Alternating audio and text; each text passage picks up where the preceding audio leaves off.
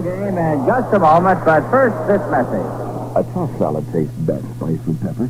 A stuffed pepper is delicious when spiced with your favorite condiment. But a Ted Pepper is the spiciest of all because it's so heavily seasoned with new 1968 Chrysler, Plymouth, and Imperials. People in Wentworth County will find it easier than ever to digest a deal from Pepperality. Save now, buy now, beat the sales tax, and beat the price increase on the new 69 cars, which will be increased from 7 to 10% higher. You'll still get the 5-year, 5,000-mile warranty, too, if you buy your new 68 now from Ted Pepper. No matter where you live, the home of Pepperality is close to your home. Just a few minutes from any major city in the Capital District. A short drive off the Northway, exit 5. See Ted Pepper, your Chrysler, Plymouth, Imperial dealer. He's on Route 9 in Latham, 1 mile south of the Circle.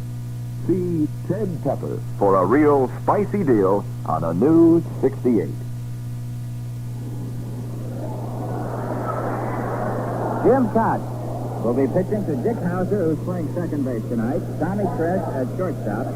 Mickey Mantle at first base. And right now it's pause for station identification. Hi, this is Jerry Zimmerman C. Join me for my telephone talk show, weeknights here at 810 on your dial, WGY Schenectady.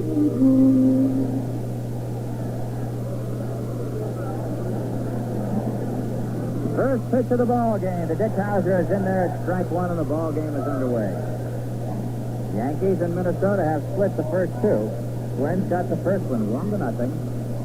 The Yankees won last night 5-0. Jim Kaat ready. The next one on the way to Howser. Fouled off just to our right in front of us here. Strike two. Ball game just getting underway. No balls and 2 strikes to Dick Howser, who's playing second base tonight in place of Boris Clark. Clark has a slight strained muscle in his leg and is out of action. Howser comes into the ball game batting 151. 1 double, 2 RBIs, no triples or homers.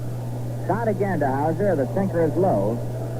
1 ball, 2 strikes. Defensively for Minnesota, Zimmerman is behind the plate.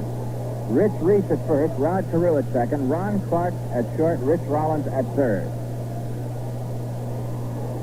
Here's the 1-2 delivery now by Kaat to Howser on the ground to Clark at short. Ron Clark, the flip to Rich Reese, 1 away. In the outfield for Minnesota, Bob Allison in left, Ted Uhlaender in center, and Cesar Tovar playing right field in place of the ailing Tony Oliva. Oliva, in the hospital, has a slight intestinal virus and is out of action this evening. Here's Tommy Tresh batting second, stepping in, hitting from the right side. Mantle to follow. White batting cleanup, playing center field. Pepitone's out with a slight fever, running about 100 degrees. Kaat to Tresh. Sinker is low. Ball 1. Costco's in right for the Yankees. Colavito in left. Fernandez behind the plate. Cox at third, Downing the pitcher. That's the batting lineup for the Yankees. Tommy Tresh out in front of the changeup. His helmet comes off. 1-1.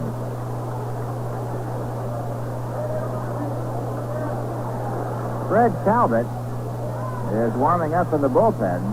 Al Downing scheduled to start. We'll have to wait and see. Tresh going after a changeup, swings and misses. 1 ball and 2 strikes. It could be, with the possibility that Downing may not be 100%, that manager Ralph Houck is having Talbot warm up, just in case Downing can't go. Here's the 1-2 pitch to Tommy. It's outside. 2 balls and 2 strikes. Defense straight away, except for the outfield. It's shifted hard to the left. The infield, even up.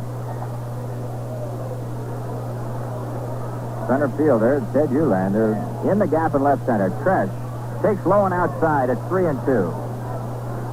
Tom Tresh, batting second, runs the count, 3 balls, 2 strikes, 1 away. No score on the ball game.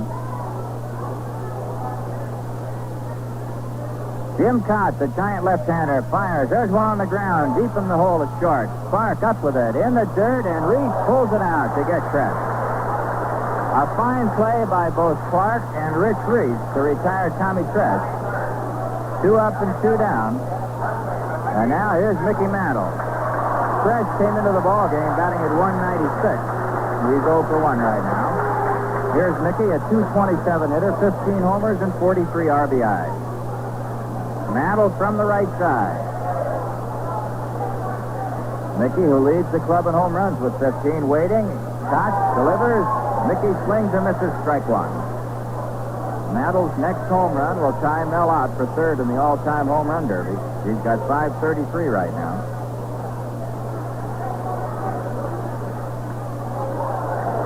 Mantle fouls this one back, strike two. I said Mel out. I meant Jimmy Fox. It will tie Mickey Mantle with Jimmy Fox for third in the all-time home run derby. No balls and 2 strikes to Mickey. 2 down, nobody on, top of the first.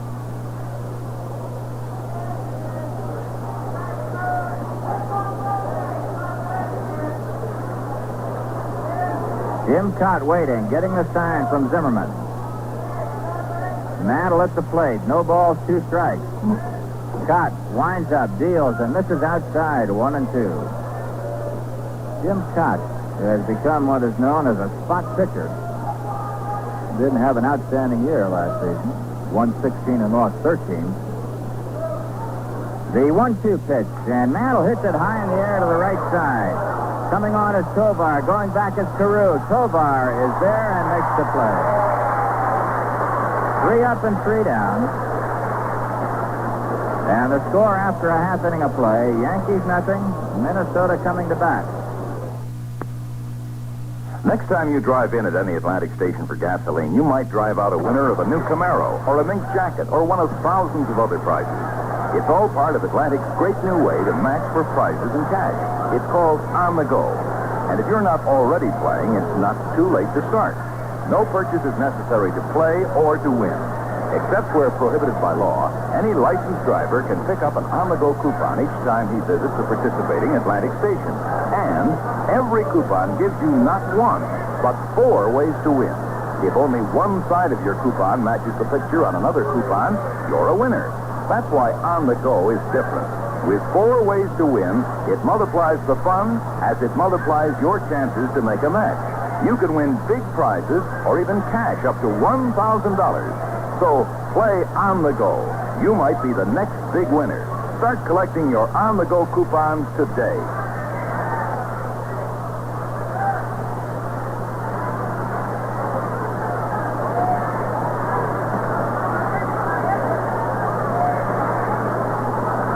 This program is brought to you in cooperation with Sports Network and is authorized under rights granted by the New York Yankees solely for the entertainment of our audience. Any publication, reproduction, or other use of the descriptions and accounts of this game without the express consent of the New York Yankees is prohibited.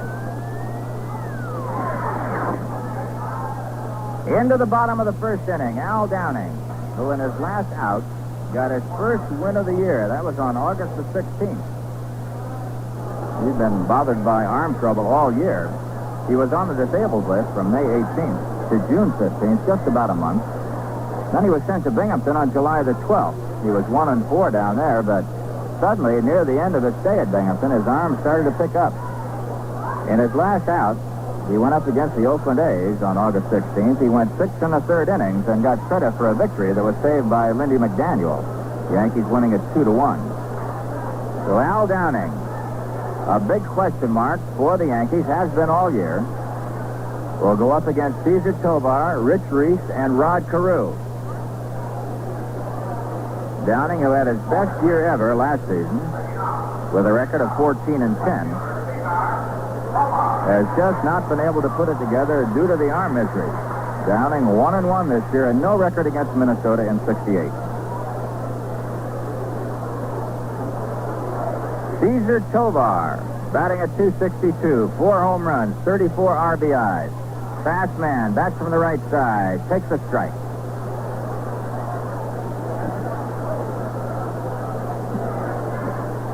Tovar, just a little guy, but one to be reckoned with. He can hurt you in a lot of ways. Takes strike 2 as Downing slips the slider on the inside corner. No balls and 2 strikes. Downing has a 5.21 earned run average. Pitched only 19 innings this year. The 2-strike delivery, change up, and Tovar throws his bat at it, just gets a piece of it. A foul that came back, and the bat went almost down to third base. George Case is retrieving it.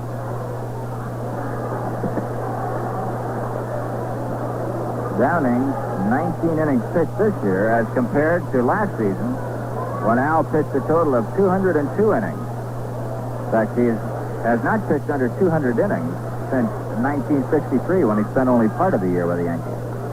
There's a high pop. Fernandez has a shot at it. Throwing the mask away, is under it, and makes the play. Tovar is out of there, popping up to Frank Fernandez. One away in the bottom of the first, no score. And now here's Rich Reese.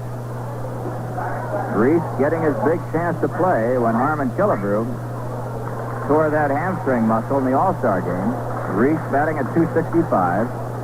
3 home runs, 19 RBIs. Left-hand batter. Fine defensive ball player. And he has turned it in with a bat. First pitch to Reese on the ground. A 2-hopper to Howser at second. Fires over to Mickey, and we have 2 down in a hurry. Incidentally, there's been an official ruling from Cal Hubbard, who is the chief of the American League umpires, concerning bats. No bat may be tampered with up to 18 inches from the handle, which means you can put pine tar and rosin and all that sticky stuff on there, but after 18 inches, you may not touch the bat in any way whatsoever. And this has just come out. It's an official ruling that was precipitated by the Bobby Cox circumstance. That occurred on Monday night. Rod Carew, the American League's leading hitter, steps in there. Carew batting at .301, and he is 0.3 of a percentage point ahead of his teammate, Tony Oliva. Foul back on the screen by Carew, strike 2.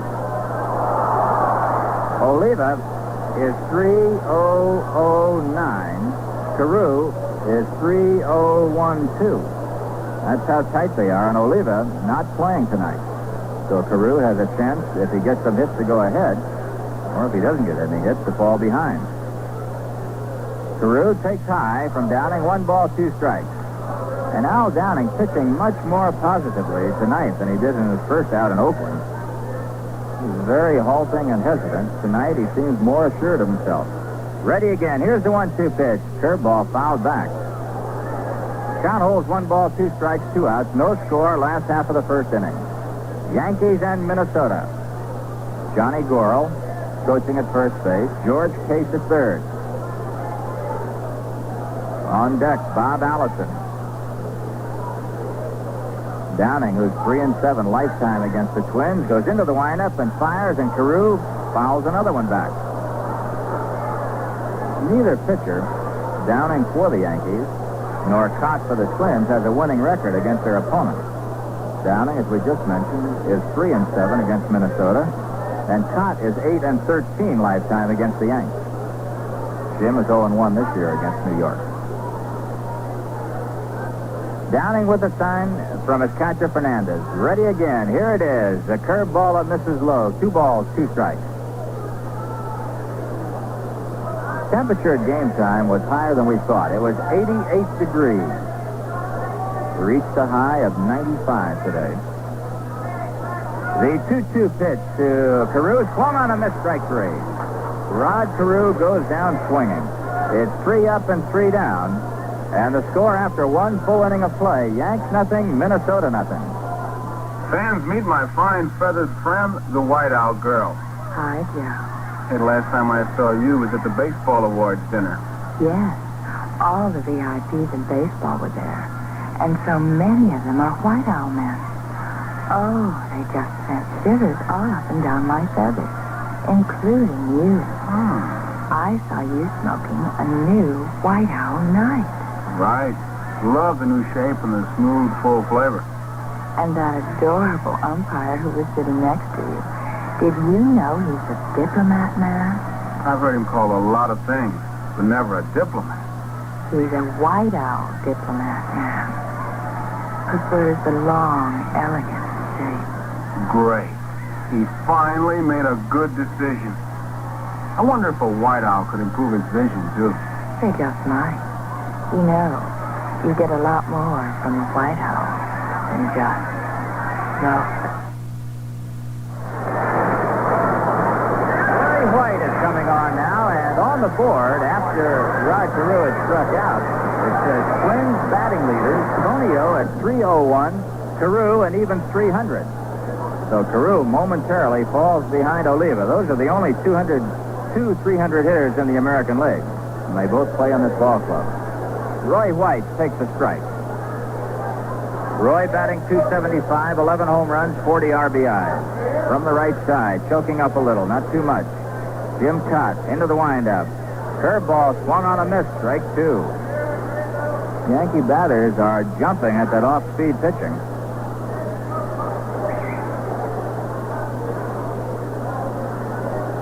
Roy White waiting. Kaat delivers. Fastball, sinker that misses low and away. 1 ball and 2 strikes. The pattern appears right now that Kaat is throwing breaking stuff for strikes and showing them his fastball. Let's see if he comes back with a curveball. There's a 1-2 delivery. There's a fastball. It's high and outside. 2-2.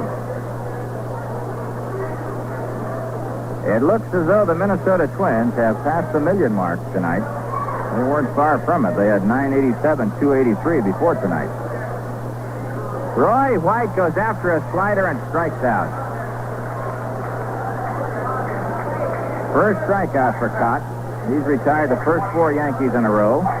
We're in the top of the second inning, no score. And here's Andy Kosco. Andy has been the man of the hour for the Yankees in the last 4 ball games, starting in Oakland. Red hot. He's had 1 hit in each of his last 4 games. Batting right now, .234. On the ground to the shortstop, Ron Clark, who gobbles it up, flips it over to Reese. And that's the 3rd out for Rich Reese, and the 3rd assist for Ron Clark, the shortstop. 2 up and 2 down. Top of the second, and here's Colavito. Colavito hitting .244.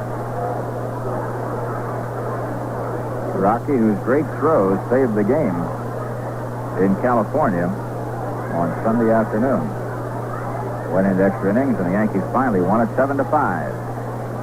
Colavito choking up a little, waiting as Kaat delivers a fastball hit high and hard. Left side, and that ball drifting into the stands, out of play.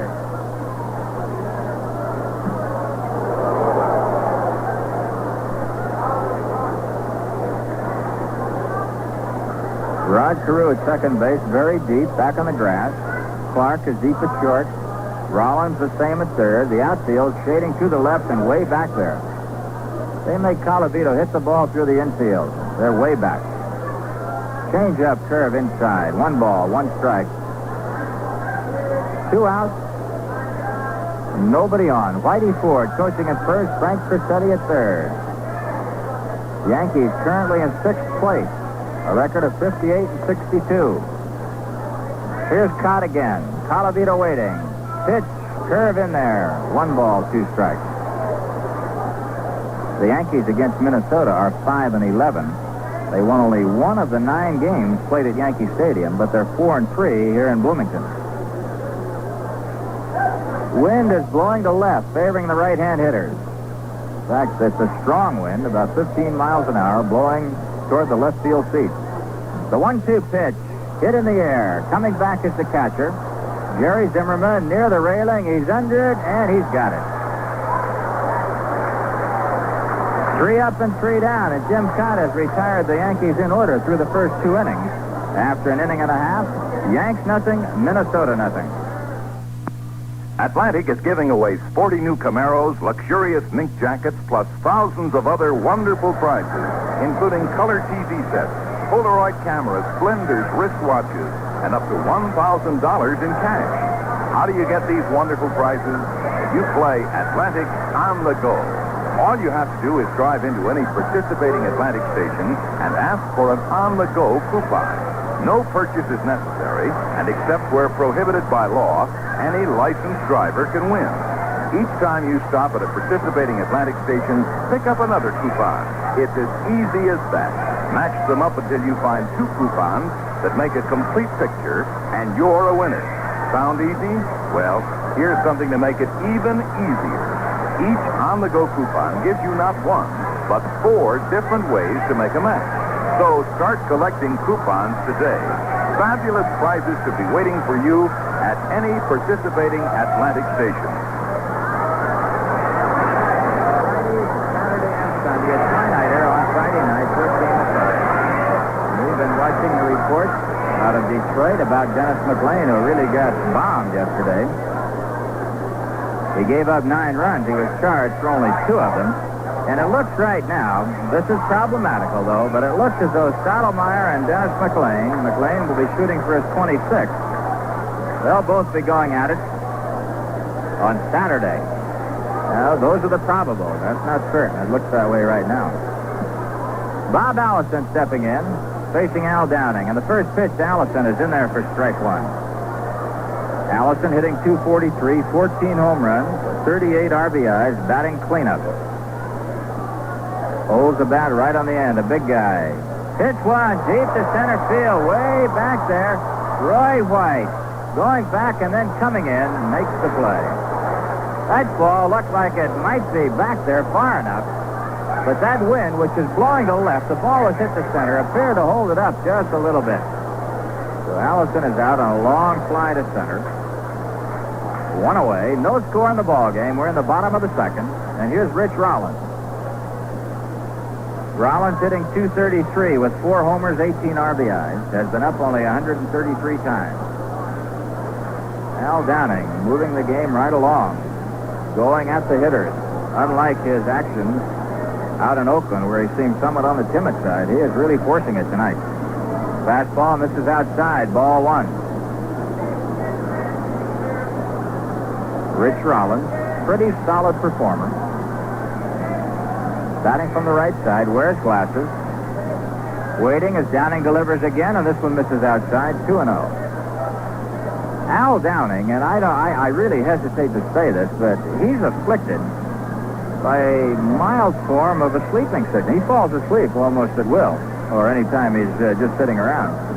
And there's a technical name for it. It's not serious. Fastball is in there to Rollins, 2 balls and 1 strike.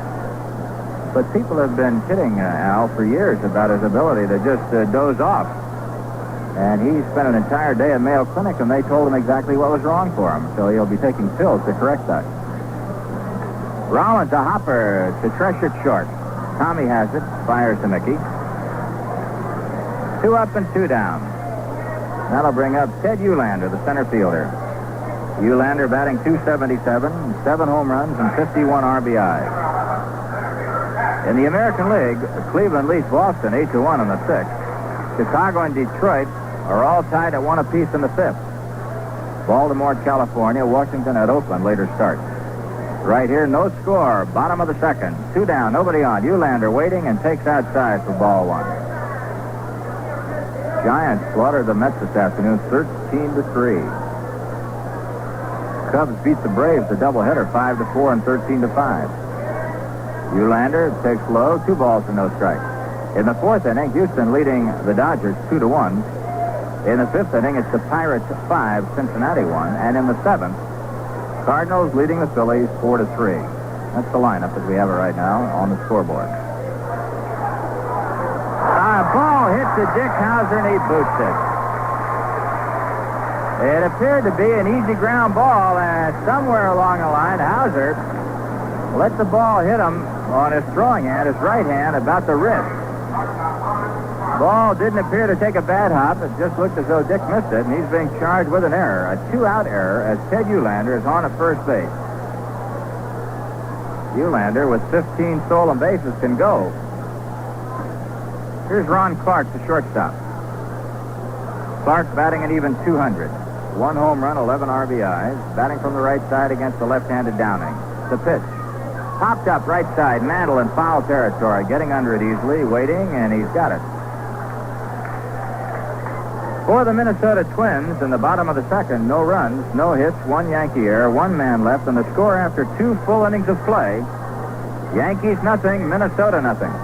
Tracy Gardner? That's right, go ahead. Barry Newman calling. Well, Tracy, I understand that you're the captain of a fishing vessel. Exactly where are you now? I'm about 4 miles off of Fort Lauderdale. Now, what kind of fish do you catch down there? Oh, we've got a real variety. We catch dolphins, barracudas, we catch a few sharks. Turn anything you want, go ahead. Tracy, you drink Sanker coffee, right? Yes, go ahead. Well, how does it taste? Good. I like it very much. Go ahead. Well, Tracy, listen, if I ever get down to Fort Lauderdale, you're going to have to take me out there in your boat. If you come down, I'll be glad to take you fishing. I'll also feed you some Sanker coffee. Okay, Trace. Thanks very, very much, and it was really great talking to you. Roger. Marine operator, the El Prado 2 WG7079. I'm through, operator, and thank you. Sanka. It's got the taste Tracy Gardner likes. Today's taste of Sanka coffee. Rich enough for any man. And it's still 97% caffeine-free. Instant, ground, and freeze-dried. Sanka. Don't let the name fool you. Friday night on that Twilighter, the Stan Bronson and Joe Grabanic going for the Yankees. And tomorrow night, the final game between these two clubs, it'll be tomorrow afternoon, rather, it'll be Peterson against Merrick. Left-hander Jim Kaat pitching to Fernandez, and the first one is low, ball one. White Sox now leading Detroit 2-1 in the sixth. We're in the top of the third here at Minnesota, no score as Kaat goes into the windup. Fernandez waiting, and he takes strike one. 1 ball, 1 strike. Frank Fernandez batting .133. 4 home runs, 19 RBIs, has only 12 base hits, but 10 of them are extra bases. The 1-1 pitch, and Fernandez takes strike 2. Frank, in his 12 base hits, has 5 doubles, a triple, and 4 home runs. A remarkable feat. Here's the 1-2 pitch. Fernandez waiting. Check swing pop-up coming back on the screen. Count remains 1 ball and 2 strikes. The Yankees currently in 6th place, 19 behind the Detroit Tigers, and 2.5 behind the 5th place Oakland A's, who are 16.5 back. The 1-2 pitch to Fernandez, inside, 2-2. These games are big ones for the Yankees against the Twins because Minnesota is only a game and a half behind New York in 7th place. Jim Kaat, the 2-2 delivery. Fernandez fouls it back. Count holds, 2 balls, 2 strikes. This next big 5 days at home, 8 games in 5 days, 3 doubleheaders, could tell a lot as to just exactly where the Yankees will finish. It's going to be a strain on the pitching staff. 2-2 pitch coming up. Fernandez pops it up behind the plate again, coming back on the screen and out of play.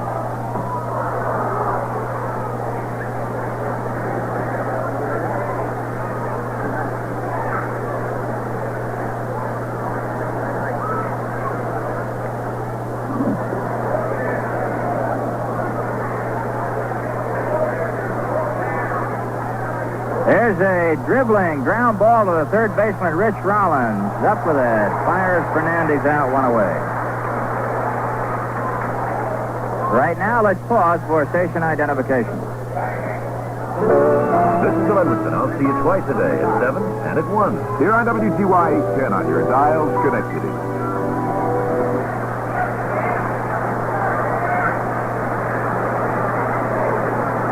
Bobby Cox is coming on with 1 out, nobody on, no score, 3rd inning. Cox hitting at .231, waiting as Kaat delivers. There's a drive to the second baseman, Carew. And Bobby Cox, as he hit the ball, slipped and fell at the plate, and when he looked up, he was out. He hadn't even left home plate. Well hit ball. On a line to Rod Carew. 2 up and 2 down. Here's Al Downing. And Jim Kaat has erased the Yankees very rapidly. He's retired the first 8 men in a row. Downing is 1 for 4. From the right side, he takes a fastball on the corner.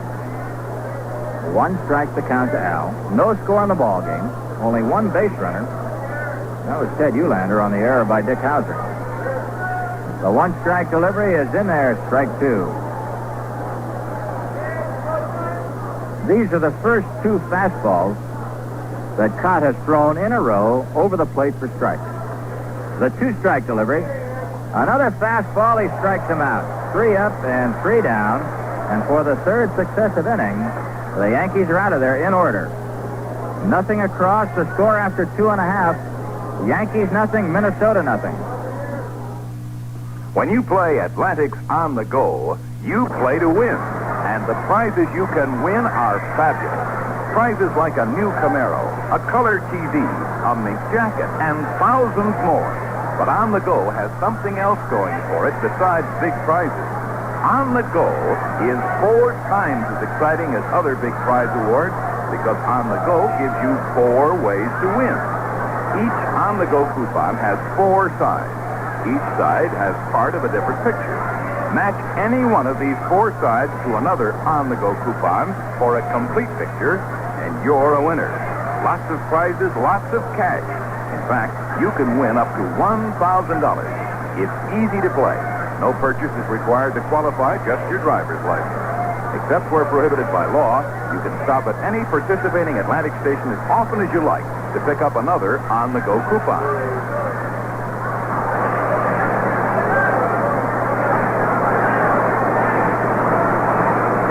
For the Minnesota Twins in the bottom of the 3rd inning, a scoreless ball game, the Twins will send to the plate Jerry Zimmerman, Jim Kaat, and Cesar Tovar. The 8th and 9th hitters and the leadoff man. Jerry Zimmerman batting only .111. And Zimmerman has hardly been on this ball club this year. He's been with them all season, but he's been up to the plate only 36 times. Talk about inner frustration. You don't know what it is until it's happened to you. Zimmerman, a ground ball. Downing has it, a one-hopper. Over to Mantle, 1 away. Can you imagine sitting on the bench for 4.5 months and going up to the plate 37 times? You got to be a dedicated man. Here's Jim Kaat now. Kaat, a pretty good hitter this year, 8 for 56, 2 doubles, 4 RBIs, batting at 143. Chokes up in the bat. He's a big guy. Downing into the windup, delivers, and it's high. Ball 1. Kaat is the kind of a guy who takes batting practice with the regulars because they'll be using him every now and then as a pinch hitter. The 1-0 pitch to Kaat. Takes high for 2 balls and no strikes. Jim Kaat, born in Zeeland, Michigan. Zeeland, 6'4", 230 pounds. The 2-0 delivery, and Kaat takes it, strike 1. Jim Kaat lifetime has 123 wins and 105 losses. 9-9 this year. The 2-1 pitch by Downing. Hit high to right field. Into that wind. It's holding up there. Costco started back, comes in, and makes the play. Ball was fairly well hit, but into that wind that's blowing hard to the left field seats. Anything from the center field flagpole to the right field line, hit in the air, almost stopped. The wind is blowing strong. The flag standing straight out, blowing from the right field foul line into the left field seats. Right-hand hitter get a hold of one in the air, pulling it. It'll go. Here's Cesar Tovar. Takes one high for ball 1. Tovar fouled out to the catcher in the 1st inning. We're in the bottom of the 3rd. No score in the game. No base hits by anybody. Only 1 base runner. Tovar takes strike 1. 1 ball and 1 strike. Ted Uhlaender was safe on an error by Dick Howser. That's been the only base runner of the ball game thus far. Al Downing ready. The 1-1 pitch to Tovar. Drilled hard to left, just foul. Nice play by the ball boy, sitting down the line and left. Although Colavito is well over there. Roy White is playing a moderately deep center field. Costco, a shallow right field. The infield and the outfield straight away for Tovar. He'll hit the ball in all directions. Got 19 stolen bases.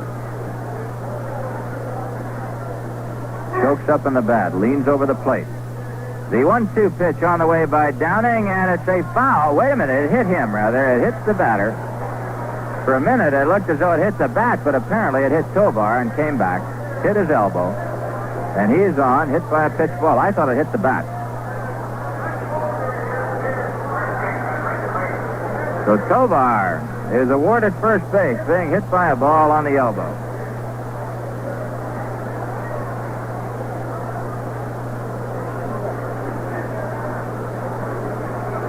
Had to turn around to see if Bill Kane was with us. He had a little attack of hay fever, and he just about left the booth.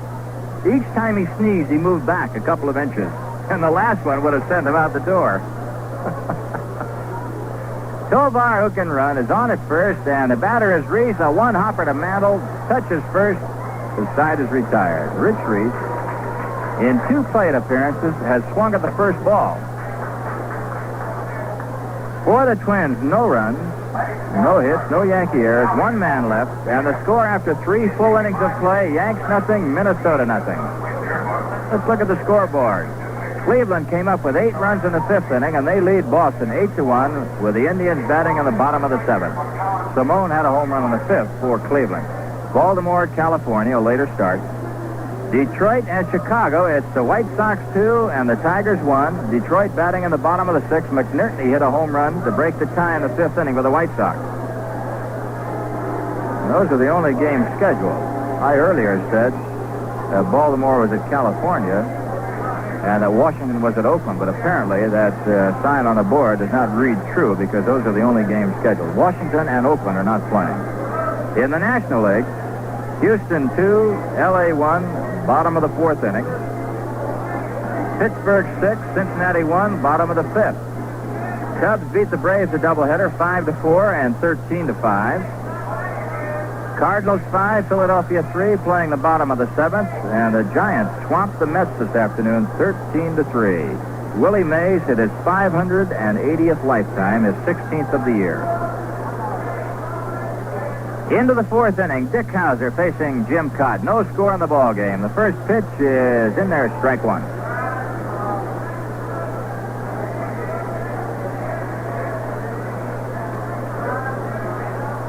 Howser bounced to short in the 1st inning. Hits one high in the air in the infield. Coming in is Rod Carew. Getting under it, he's got it. And that's 10 men in a row for Jim Kaat. Incidentally, on Friday, that twilight doubleheader, the second game only will be televised, starting at 8 o'clock. It's a twilight doubleheader. The first game starts at 5, but only the second game will be televised. Here's Tommy Tresh, who bounced to short on the 1st. No score, and there was a flip pitch that got away from Kaat. Way outside, ball 1. If you want to see all the action of that doubleheader between Detroit and the Yankees, come to the stadium. That's the place to do it. The 1-0 pitch, and Tresh takes high. 2 balls, no strikes.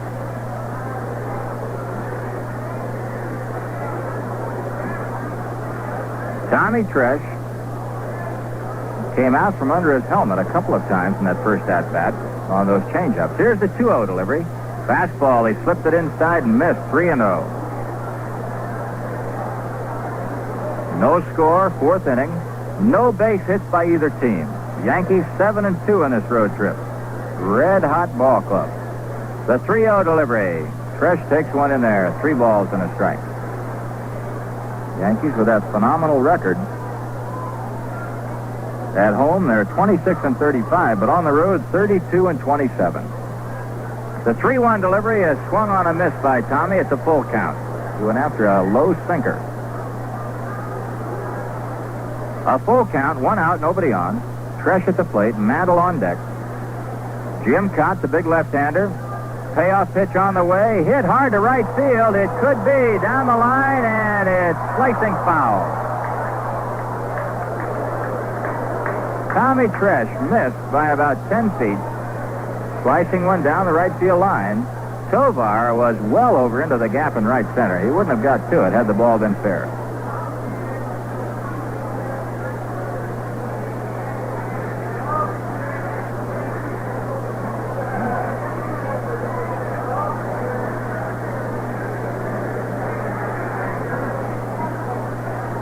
Payoff pitch coming up now to Tommy Tresh.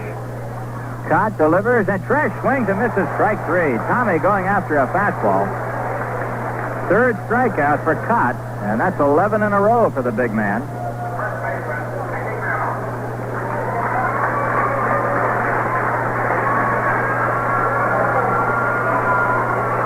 Mickey Mantle, who flied to right field in the 1st inning. 2 out, nobody on, no score. Top of the 4th. Nothing but zips in this one so far. Kaat delivers low to Mickey, ball 1.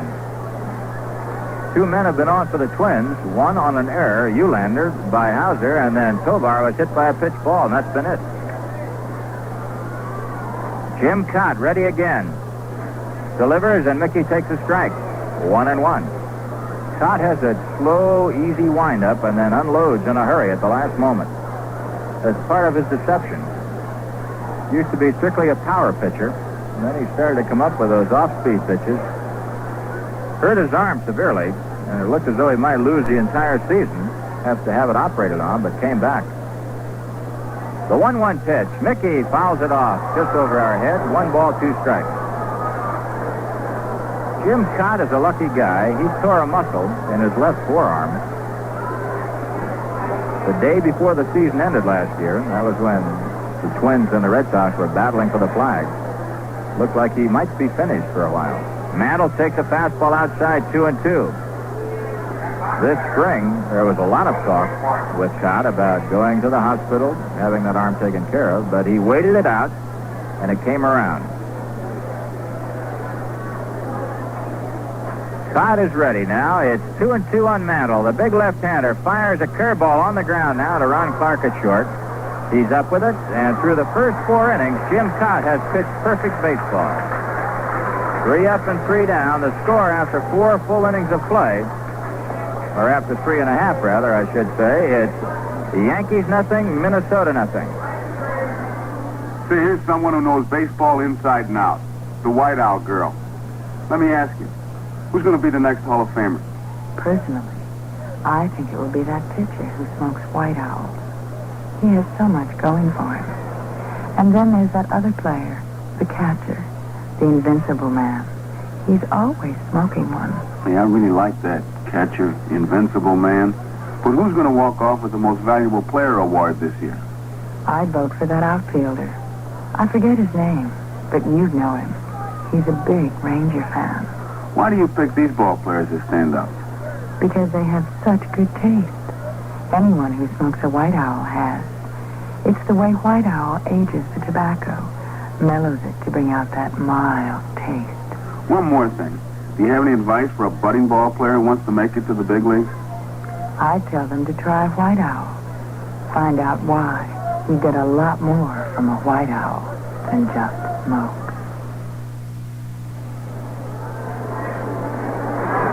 In the bottom of the 4th inning, Rod Carew, Bob Allison, and Rich Rollins coming on against Al Downing, who has been superb tonight. Been a lot of concern about the left-hander for the Yanks. Started so slowly in Oakland. We mentioned before, through the first 3 innings, pitched rather timidly, then picked up a little and left in the 7th. But tonight he has just moved right along, unafraid, that same confidence that he had when he was having that big year last season. Rod Carew, who trails Oliva by a few percentage points in that batting crown. Bunch one, could be trouble. Downing fires to Mickey. They got him on a close play. A beautiful bunt down the first base line by Carew. And I'll tell you, Downing did all that he could do to make it. It was a hairline decision. A fine play by Downing. 1 away. That looked like the first base hit of the night. Downing brilliantly spinning as he caught the ball in one motion, unloading to Mantle, just getting the speedy Rod Carew. 1 away, no score, bottom of the 4th. Here's Bob Allison. Slide to center in the 1st. Takes inside, ball 1. Jim Kaat has pitched perfect ball. Downing is not allowed a hit. 2 base runners, 1 hit by a pitch ball, the other on by an error. Curve is low to Allison, 2 balls and no strikes. Bob Allison, who made the statement today that even if he was drafted by an expansion ball club, he'd stay in baseball. A lot of players, veteran players, are thinking about those things now. The 2-0 pitch is high. It's 3-0. You'll find many veteran ball players on these clubs in the American and National League will be up for grabs by the expansion teams. And many of these veterans have established themselves in the various towns where they play and won't want to move. And they're thinking about it. The 3-0 pitch by Downing, it's high, ball 4. Minnesota gets its 3rd base runner. First walk given up by Downing. Rich Rollins will move in now with Bob Allison at first base. 1 out. Last half of the 4th inning, no score in the game.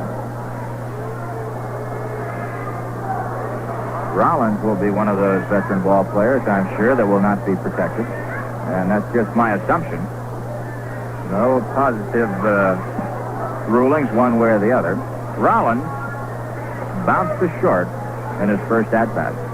But you'll find dozens of players. Last half of the fourth inning, no score in the game. Rollins will be one of those veteran ball players, I'm sure, that will not be protected. And that's just my assumption. No positive rulings one way or the other. Rollins bounced to short in his first at-bat. But you'll find dozens of players like the Rich Rollins around both the American and the National. There's a drive to right field. Kosco moving toward the line. On the run, makes the play. Well hit. And he got that ball about 10 feet from the foul line. The wind again, as we mentioned, blowing from that right field foul line to the left field stands, held that ball up in the air. Ted Uhlaender now. The first base runner in the game was safe on an error by Dick Howser. Still no base hits through the first 3 2/3 innings. Uhlaender, according to his manager, Cal Ermer, is the most improved man on this ball club. Came into the game batting .277. There's a throw to first, and back easily is Bob Allison. Allison doesn't run too much, although he does have 8 stolen bases. He's not considered a real running threat. Downing with a good move can pick you off. Set, pitch, delivers. There's a drive to left field. Going back is Colavito, drifting toward the foul line, makes the play. And the side is retired, and through the first 4 innings, zips and zeros all across the board. Nothing across for the Twins. After 4 full innings of play, it's the Yankees nothing, Minnesota nothing. I hesitate to bring up this point because you may find it hard to believe. But here goes anyway. For years, the folklore surrounding Saratoga Vichy has included a legend that it can help prevent the more severe mornings after. And now a university study indicates that it may be true after all.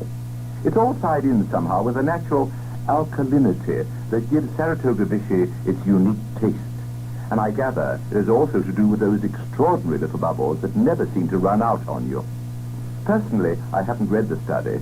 That, I'm sure, would give me a hangover even Saratoga Vichy couldn't prevent. But at any rate, the old legend is true. And Saratoga Vichy is not only nature's cure for thirst, but for mornings after as well. Saratoga Vichy in the green bottle with the yellow label.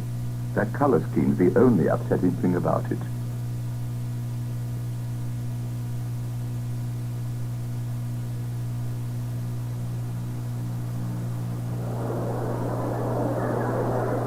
Say, did you know that Yankee Stadium is a 45-year-old babysitter?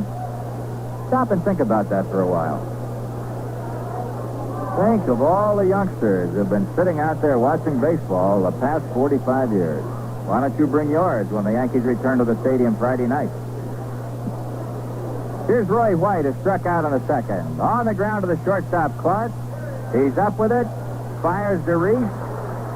And through the first 4 1/3 innings, Jim Kaat has been perfect. We've got something going here. Andy Kosco, the batter, he bounced to short in the second. Kaat has not allowed a Yankee runner to reach first base. Al Downing has not given up a base hit, although 3 men have been on. 1 on an error, 1 hit by a pitch ball, and another by a walk.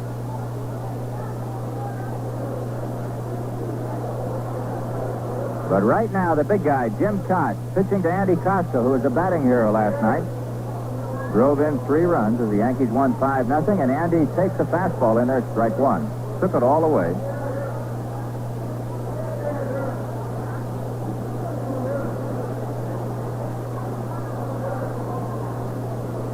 Jim Kaat waiting as Andy Kosco gets set.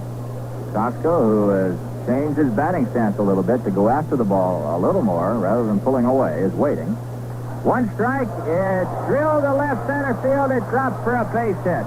The 1-strike pitch by Andy Kosco is drilled over the shortstop's head, and that's the first base hit of the ball game. Kosco hits the ball right on the end of the bat. It was not hit well, but it dropped in there perfectly, and that's the first base hit of the night for either team. Now, here's Colavito, who fouled to the catcher in the second. Jim Kaat giving up his first base hit, and that's the first base runner, Andy Kosco, for the Yankees. Kaat to Colavito, strike one. You know that the Yankee paid attendance has averaged more than 18,000 per game? That's on the road. More than any other club in the American League, including the league-leading Tigers. That's quite a tribute to the Yankees' drawing power on the road. The one-strike pitch to Colavito, swung on a miss, strike two.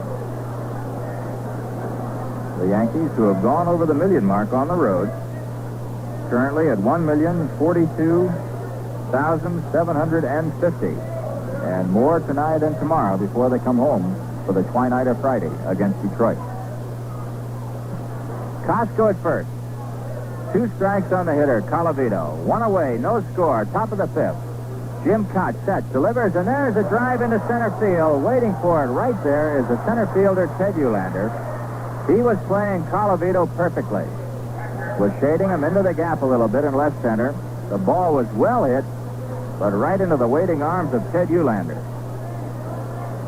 Kosco holds at first base, and here's Frank Fernandez, who bounced to third in the third.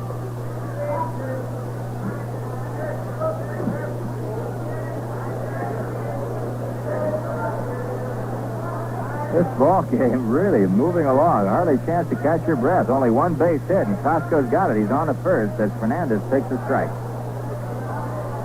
White Sox leading Detroit 2-1 on the seventh. Cleveland over Boston 8-1 in the eighth.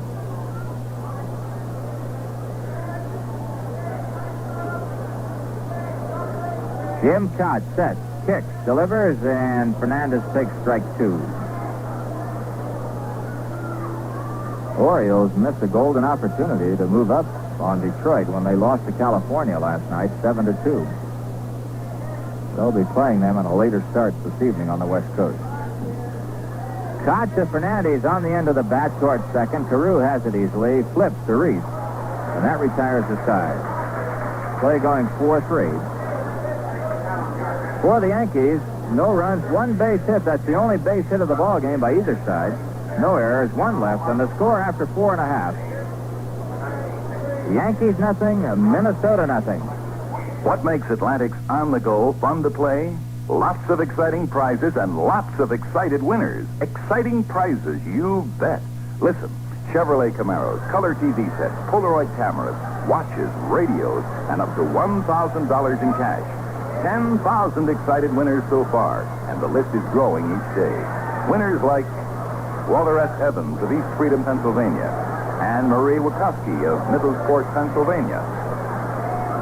They won a new Camaro, and we have winners such as Douglas Palmer of Binghamton, New York, Nelson A. Barber of Willard, New York, Tom Cunningham of Painted Post, New York.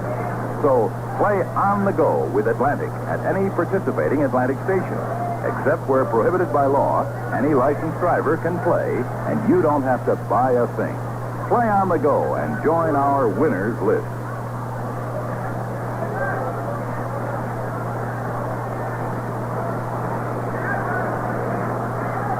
Hey, you people that come to the ballpark, if you like to sit in the sunshine, there are two great places to do it at Yankee Stadium. In the bleachers, of course, where you can really take a sunbath, or along the third base side. Many people sit there just because they can take advantage of the sun for a greater period of time during a ball game. Ron Clark, Jerry Zimmerman, and Jim Kaat will be going up against Al Downing. We've got a scoreless ball game. Only one base hit in the ball game. Andy Kosco got it off Kaat in the top of the fifth. Downing, although he has allowed 3 base runners, has not given up a hit.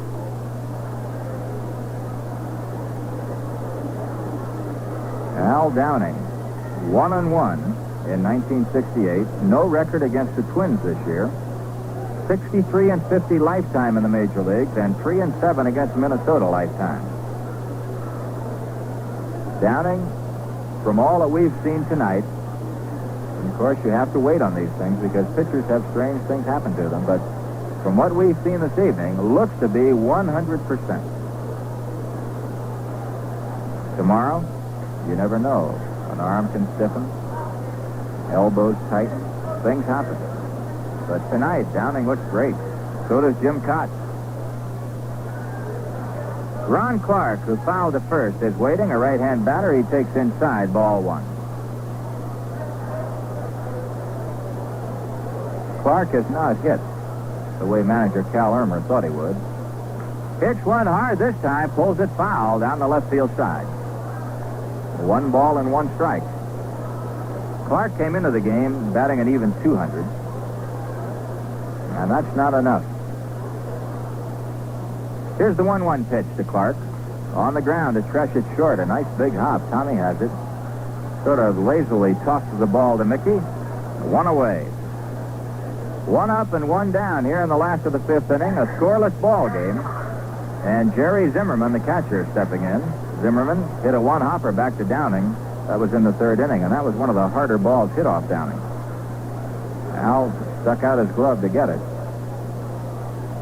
The first pitch to Zimmerman is high and tight, ball 1.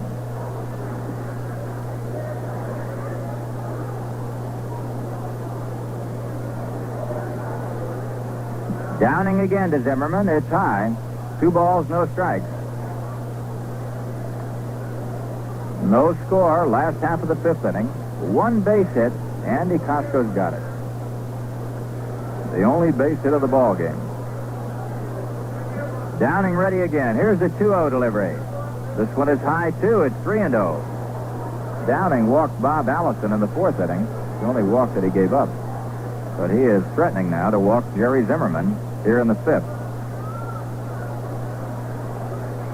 Al into the windup, delivers, and this one is right down the middle. 3 balls, 1 strike.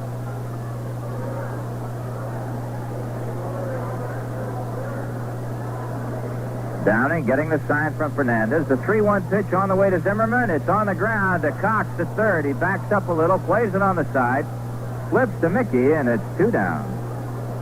That was a tougher chance than it appeared. Bobby Cox had one of those balls that started to pick up speed with each hop. He had to catch it on the side and back up to make the play, then had a long throw to get Zimmerman. 2 up and 2 down, and here's Jim Kaat. We might mention, too, this infield is very hard. Balls go through there in a hurry. Kaat fouls the first pitch back, strike 1. Jim flied high and fairly deep to right field in the 3rd inning. He's 0 for 1.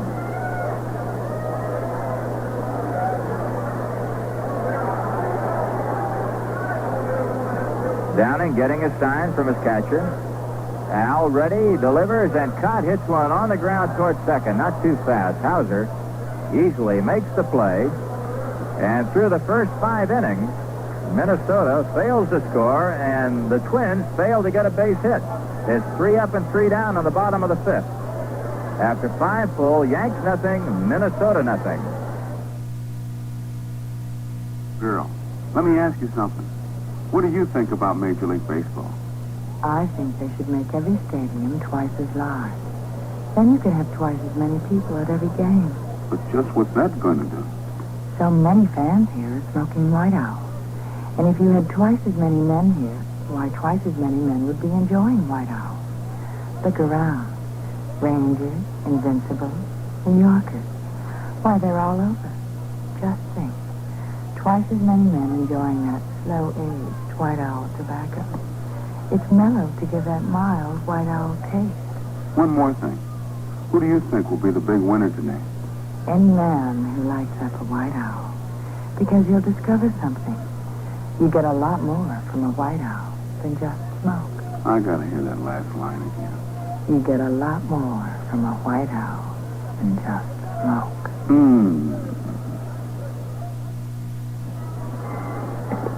Well, we've got a dilly going. No score in the ball game.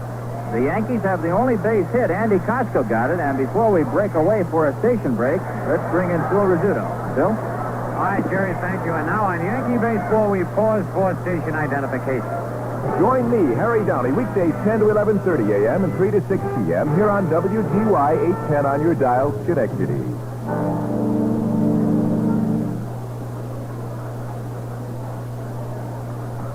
Bobby Cox leading off here, and the top of the 6th takes a strike. Bobby lined hard to second base in the 3rd inning. tell you, this is very strange. We've got two left-hand pitchers tonight, both who have had sore arms most of the year, and they're both pitching beautiful games. Fly ball to shallow right. Tovar there takes it, and it's one away. Downing and Kaat have had the arm misery. Downing more than Kaat. But Jim has had his share this year.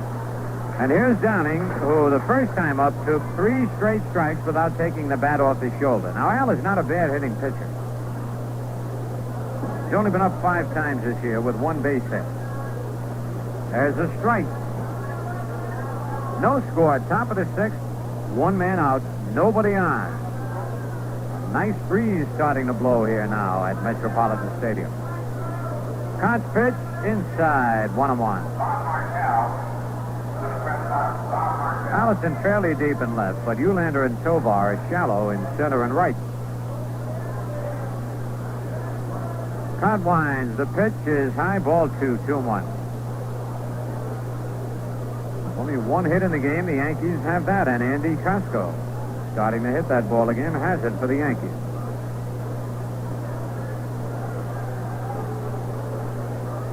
The 2-1 pitch, swing and a foul tip, 2-2.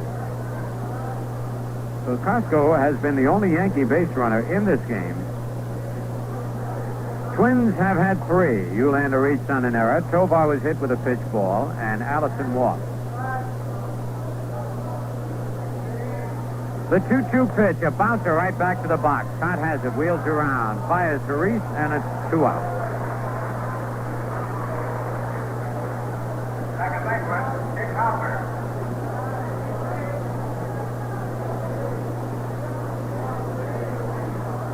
Dick Howser, the batter, and Dick taking his time getting up there to give Downing a little time to get on the bench and rest before he has to go out on the mound.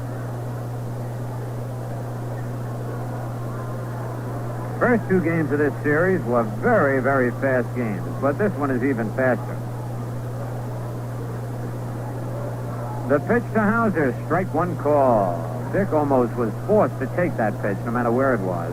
We said he's trying to give Downing a little breathing room.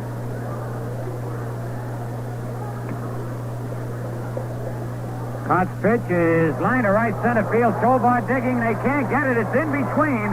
And Howser rounds first and holds on as Tovar makes a fine defensive play and holds Howser to a long single to right center field. Fine play and a fine throw by Cesar Tovar. That's the 2nd hit in the ball game. The Yankees have both of them. Here's Tresh, who bounces short and struck out. Tommy's starting to swing a little too hard again. He's losing his hat, falling down on one knee. No score. Howser leads away. The stretch by Kaat. Throw to first base, but Howser back easily. Whitey Ford coaching at first. Frank Fernandez back on the coaching lines at third. 2 men out. Kaat looks. Throw to first again. Howser back easily.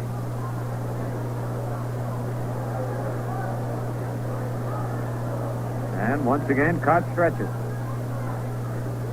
The pitch is outside, ball 1.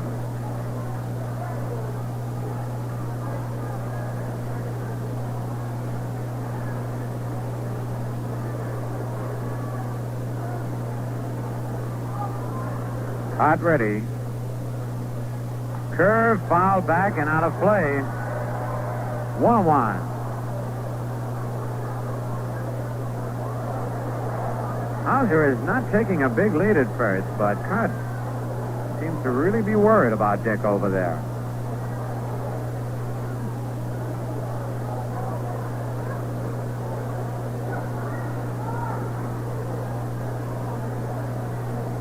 And Kaat stepped off the mound, throws to first, and again Howser just took 1 step and got back there.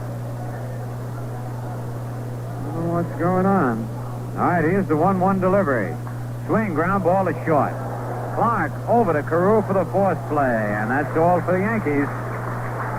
No runs on a hit, no errors, and a man left. The score now at the end of 5.5 innings. The Yankees nothing and the Twins nothing. Atlantic does more than keep your car on the go. Now, Atlantic may even give you the car free. They're giving away brand new Camaros plus other great prizes, even cash up to $1,000. All you have to do for a chance to win these great prizes is play on the go. No purchase is necessary to win. Except where prohibited by law, any licensed driver can pick up an on-the-go coupon each time he visits a participating Atlantic station. And every coupon gives you not one, but 4 ways to win. If only one side of your coupon matches the picture on another coupon, you're a winner. That's why On the Go is different. With 4 ways to win, it multiplies the fun as it multiplies your chances to make a match. So what'll it be for you? A new Camaro, a color TV, a mink jacket, or one of the thousands of other valuable prizes? Play On the Go and see at any participating Atlantic station.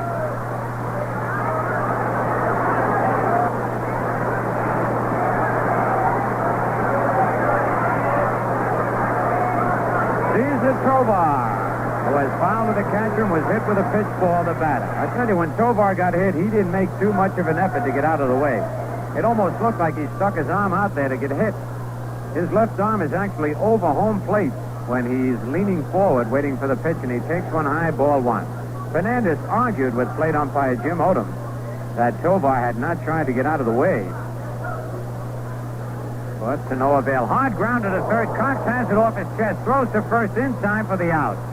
Bobby Cox fielded that one with his chest. Downing asked him if he's all right, and Cox nods his head yes.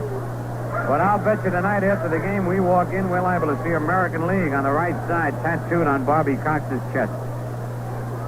And that happens quite often when you're hit hard and solid with a baseball. Whatever side of the baseball hits you, that part is imprinted on your body. 1 out. Here is Rich Reese. Takes the pitch outside, ball 1. He's bounced to second and bounced to first.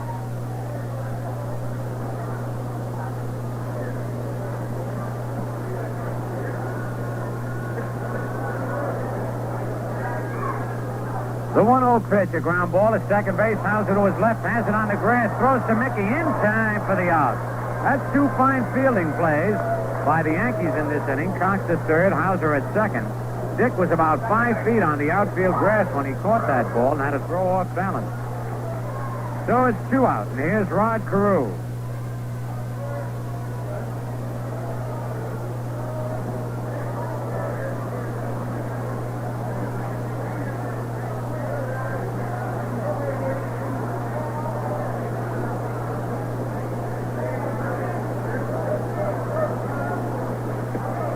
So it's 2 out, nobody on. Carew takes a pitch outside, ball 1. Mr. and Mrs. New Jersey just came in. Actually, it's Mrs. New Jersey, and Mr. New Jersey is her husband is along with her.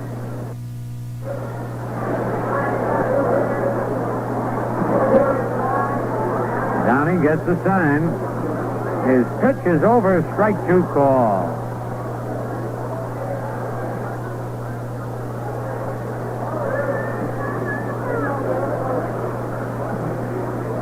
No score on the ball game. Curve a little bit low. 2-2.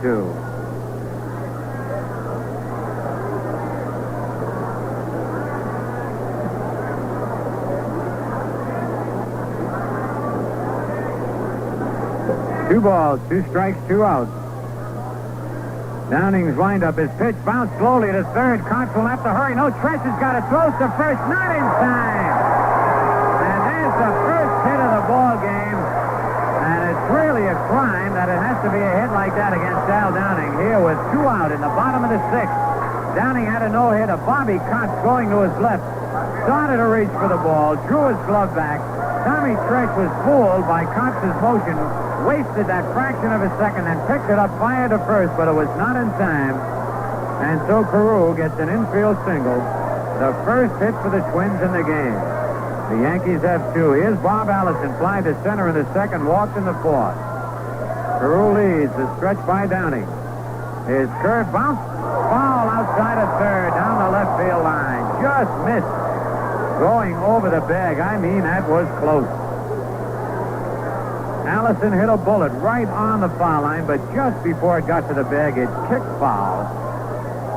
Remember, a ball rolling like that does not have to land in fair territory once it bounces in front of third, as long as it goes over any part of the bag. And then, even if it hits in foul territory, it would be a fair ball.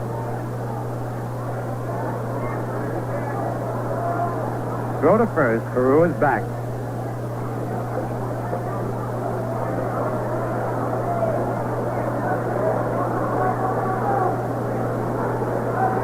Downing sets. His pitch is hit to left field. Colavito starts back, comes in now, and makes the catch. So that's all for the Twins, but they break up the possibility of a no-hitter. No runs on a hit, no errors, 1 man left. The score now at the end of 6 full innings. The Yankees nothing and the Twins nothing. Casey Stengel is a very funny fellow. If you want to find out how funny, come on out to Yankee Stadium. Pena for Cleveland with Romo coming on in the 9th. Simone home in the 5th with 1 on. Baltimore at California, latest start. Chicago and Detroit are tied up 2-2 playing the 8th inning. Carlos started for Chicago. Locker in the 6th. Dobson in there all the way for Detroit. McNerney homered in the 5th for the White Sox. Stanley has just homered in the 8th to tie it up for Detroit. In the National League is Houston 4 and the Dodgers 1 and a 5.5. Kekic started. Osteen in the 5th. Wilson for Houston. Jim Lefebvre hit a homer. Pittsburgh 6 and Cincinnati 1 at the end of 6. Blast against Ritchie. Clemente has had 2 homers, and Clendenin has just homered in the 7th with 2 on, so the Pirates are leading 9-1. The Cubs took 2 from Atlanta, 5-4 in the first game. Jenkins the winner, Upshaw the loser. Ernie Banks had 2 home runs. His 24th and 25th of the year, 467th lifetime. Second game, Cubs 13, Atlanta 5. LeMahieu the winner, Ken Johnson the loser. Darren Johnson and Hank Aaron homered. For Aaron, his 503rd lifetime, 22nd of the year. Billy Williams, Santo, and Phillips homered for the Cubs. We'll give you the other scores in just a moment. Mickey Mantle takes the strike on the outside corner. The Cardinals are leading the Phillies 8-3, playing the bottom of the 9th, Hughes against Hall. The Giants shellacked the Mets 13-3. Marichal winning his 23rd of the year. McAndrew the loser. And now the pitch to Mantle outside 1-1. Willie Mays hit his 16th of the year and 580th lifetime homer. Hart homered and Hyatt homered for the Giants, and Larry Stahl for the Mets. So that's the scoreboard. All right, Mantle 1-1, swings and misses, strike 2. Mickey has flied to right and bounced to short. We have no score here in the top of the 7th. So Willie Mays keeps rolling along. 580 lifetime homers. The 1-2 delivery. Bounce it at third base. Rollins has it near the bag. Fires to Reese in time, and Mantle is out of there.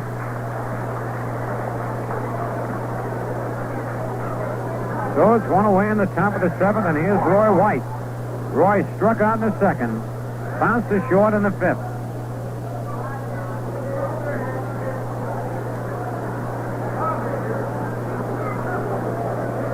White waiting for Mantle to get around and back of home plate and head back in the dugout.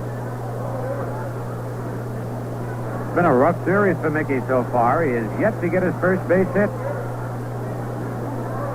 And this is the 3rd game. All right, here's the pitch to White. Check swing and it's low, ball 1.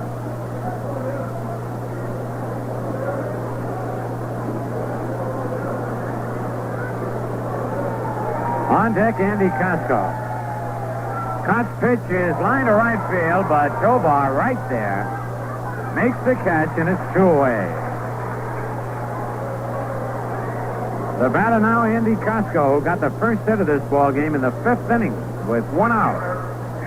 A line single to left center field. In the 2nd inning, Andy bounced to short. Andy likes to hit that first ball when it's near the plate.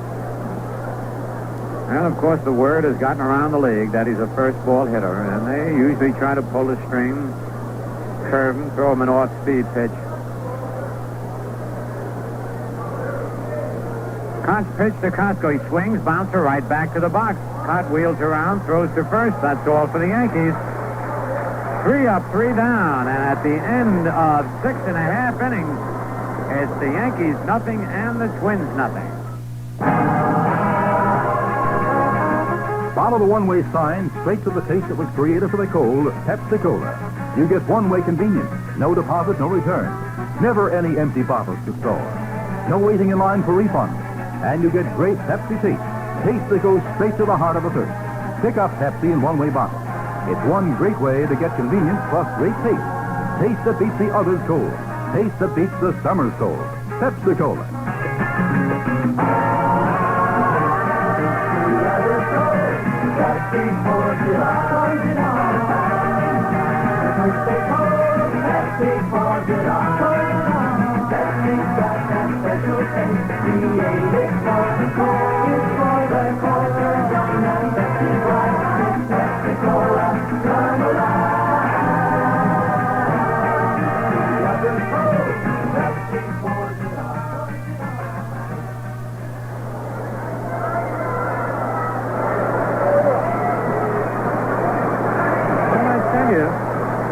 Tonight, in the top of the seventh, we had many people stand up for the Yankees when they came to bat for the lucky seventh inning stretch. And, of course, here in the bottom of the seventh, naturally more Minnesota fans here, so more people stood up.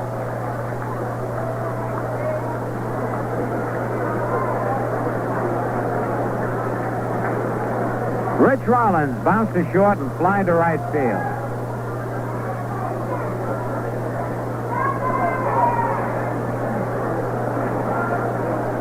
Al Downing on the mound. There's no score in this ball game. There's a high pop that Dick Howser moves under on the edge of the infield grass, takes it, and it's one away. Twins have managed only one hit off Downing, and that a scratch infield hit by Rod Carew with 2 out in the 6th inning. Ted Uhlaender reached on an error in the 2nd, fly to left in the 4th. Oh, we've been telling you about that big series coming up with the Yankees and the Tigers this weekend. There's the strike. On Friday, it'll be Big Earl Wilson against Stan Bonson and Joe Sparmer against Joe Verbanek. That's the Twilight doubleheader Friday, August 23rd. Saturday, though, Denny McLean against Mel Stottlemyre. What a battle that should be. There's a bouncer foul down the first base line, strike 2. McLean, as you know, has 125 and lost 4.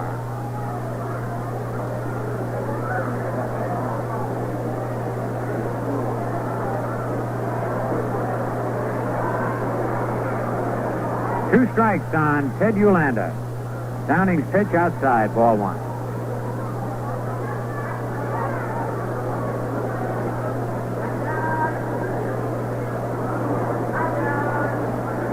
A final, Cleveland beat the Red Sox 8-2. There's a bounce to the second base. Howser has the big hop. Fires to Mantle in time, and it's 2 away. So with 2 out, the batter, Ron Clark. The shortstop popped to Mantle in the 2nd inning, bounced to short in the 5th.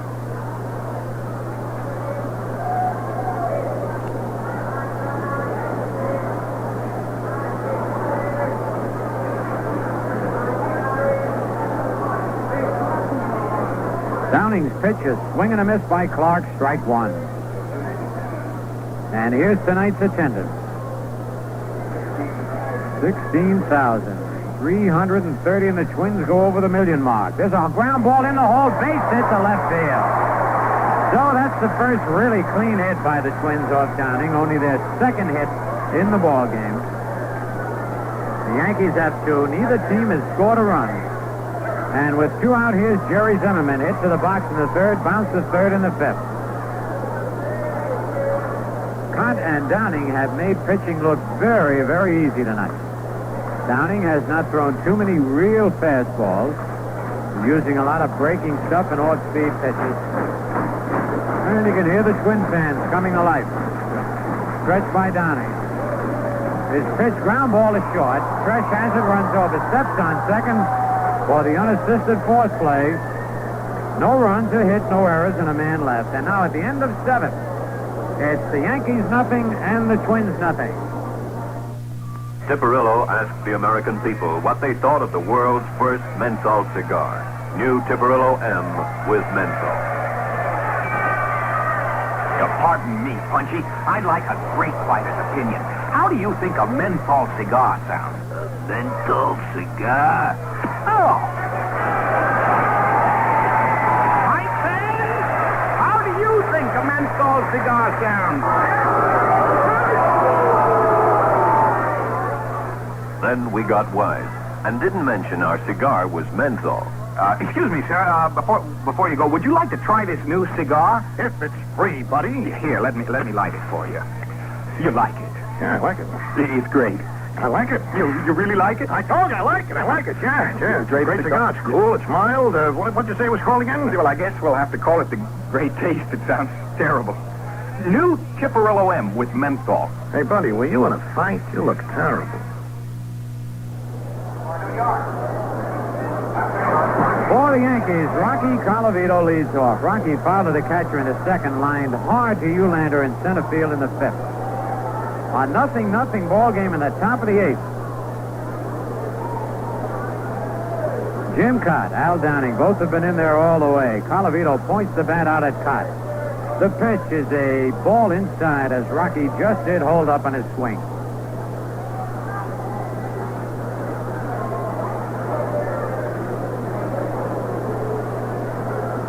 Outfield deep on Colavito. Kaat's curve, bounce foul outside of third. Crissetti backs up. He's got it, comes forward, looks at the ball, flips it to Kaat.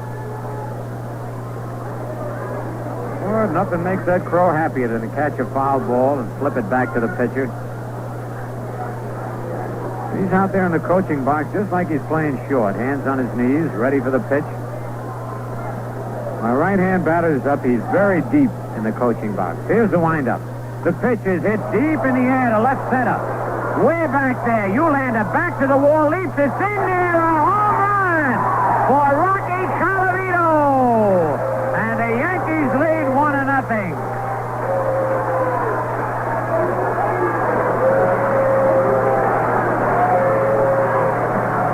Rocky Colavito puts the Yankees on the scoreboard with a home run, and Uhlaender's the one that fooled it. They went over the 365-foot sign, but Uhlaender went to the wall as though he had a chance, leaped high, but it went back about 10 rows. There's a swing and a foul tip by Fernandez, who has bounced to third, bounced to second. For Colavito, his second home run of the year, his seventh run batted in. Now, that's a lot of baloney. That automatic measuring device here said it went 367 feet. Slow curve high and outside. Where it went over is 365 feet. That's the sign. It went back about 10 rows, and you can't tell me that's only 2 feet. No, impossible. There's a curve in there. 1 ball, 2 strikes. No, you'd have to be up in a helicopter and just let the ball drop to go just 2 feet over that screen. But Colavito puts the Yankees on the scoreboard. They lead 1-0. Kaat's pitch to Fernandez is low, and the count is even at 2-2. Yankees leading 1-0. Boy, what ball the Yankees have played on this road trip. Really, you fans should come out and watch them when they get home. There's a ball pulled foul in the left field seat. Still 2-2. Ron Perinoski, the left-hander, is up in the bullpen for the Twins. That's only the third hit for the Yankees, but they lead 1-0. The wind-up by Kaat. The pitch, swing and a miss, strike 3. 4 strikeouts now for Jim Kaat. That's the first out here in the top of the 8th, and the batter Bobby Cox, who lined to second in the third, flying to right in the 6th.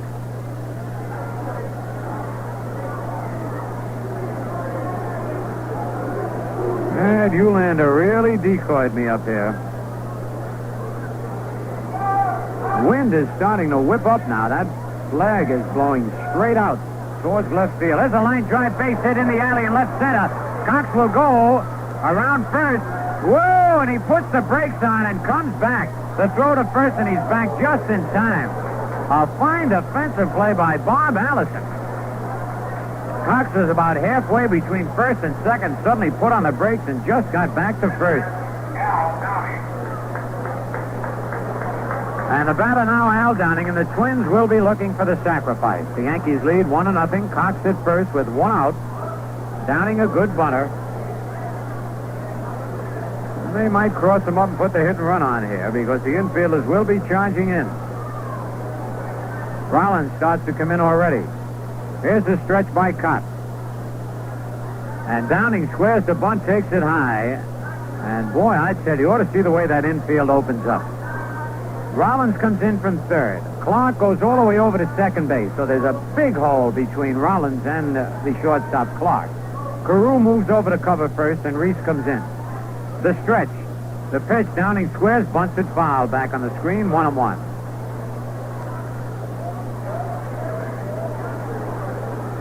One ball, one strike, one out. Yankees 1, Twins nothing. We're in the top of the 8th.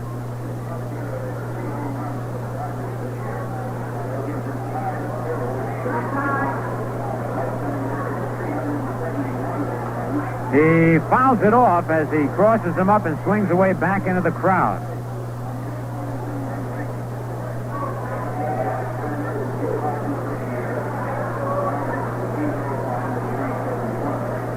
Talking about Rocky Colavito, he had 3 homers with the Dodgers this year, and 2 with the Yankees gives him 5, and a lifetime record of 371 home runs, which places him 15th on the all-time home run list. This year he went ahead of Ralph Kiner and Gil Hodges with those 5 home runs. But this is about the biggest of the year for Rocky tonight. There's a ground ball. Nice play by Kaat. Falls down, throws to second just in time to get Cox. A fine play by Jim Kaat, who fielded that hard-hit ground ball. As he turned around, he fell to his knees. From a kneeling position, he threw a one-hopper to Ron Clark to force Cox to second base. Fine play by Kaat. 2 out. Downing is safe at first. The batter, Dick Howser, who has bounced to short, popped to second, and lined a single to deep right center. Yankees lead 1-0 on Colavito's home run.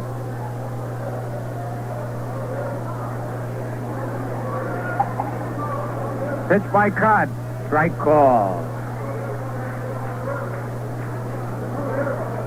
Yankees have 4 hits now with their 1 run. Twins have 2. Pitch by Kaat. A bouncer to the shortstop. Clark up with it. Fires to Reese in time for the out. For the Yankees, a run on 2 hits. No errors. 1 man left. At the end of 7.5.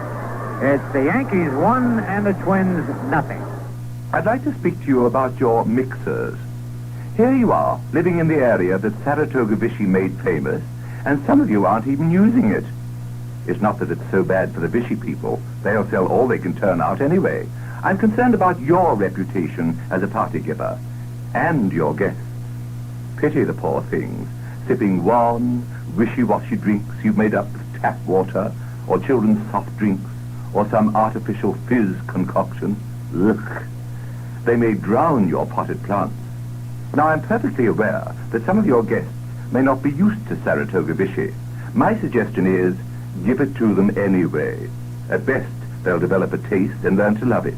And at worst, you'll find out who your real friends are, which the sooner known, the better. Saratoga Vichy in the green bottle with that yellow label. Groovy.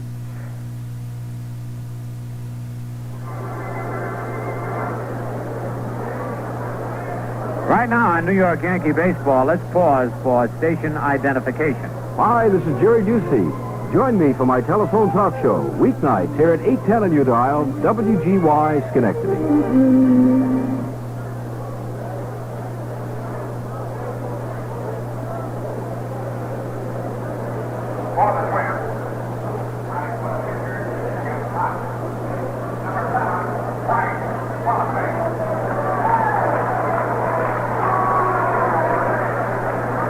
Well, we get ready to go in the bottom of the 8th inning.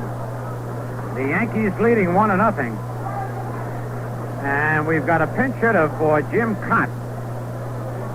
Frank Fernandez is coming in to bat for Jim Kaat. Al Downing has been in there all the way. The windup. Quilisi, a right-hand batter. Swings, bounces one foul to third. Cox had it anyway. He backhanded the ball just in foul territory. And for the Yankees, the two long drinks of water, Steve Hamilton and Lindy McDaniel loosening up in the bullpen. Baranowski is still throwing for the Twins.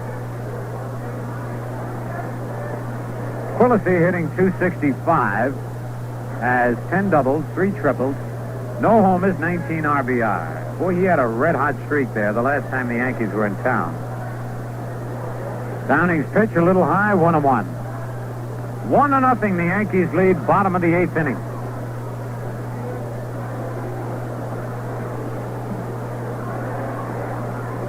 Downing's 1-1 pitch, check swing and a slow ball, 2-1.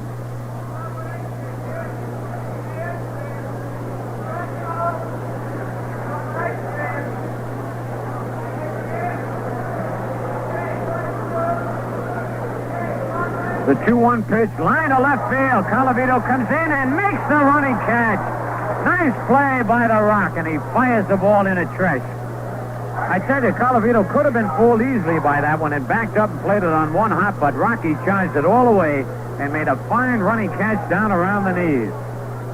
So Colavito been the big man for the Yankees tonight, offensively and now defensively. And here's Tovar. Foul to the catcher in the first, hit with a pitch ball in the third, and bounced out to Bobby Cox in the sixth. Downing's pitch is over, strike one call. Now this is the man the Yankees want to keep off base. Curve line to left field, Colavito digging, and pounds the glove, makes the catch right on the line. So Rocky's been the man in the right spot for both hitters. And now it looks like we're going to have a pinch hitter for Rich Reese. Frank Castro. Another right-hand batter. Man in the right spot for both hitters. And now it looks like we're going to have a pinch hitter for Rich Reese. Frank Castro. Another right-hand batter is going to pinch hit for Rich Reese. Reese was 0 for 3 while he was in there. Bounced to second twice and bounced to first. Castro batting .231. Has 1 double and 6 RBIs. He hasn't played much. He's been a bat only 52 times. So it's 2 out in the bottom of the 8th. Yankees lead 1-0.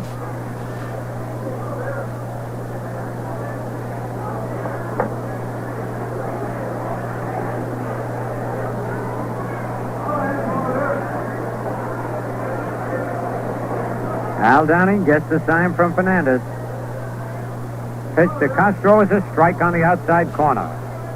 Not to be confused with our own Andy Kosco. This is Castro, Kostro.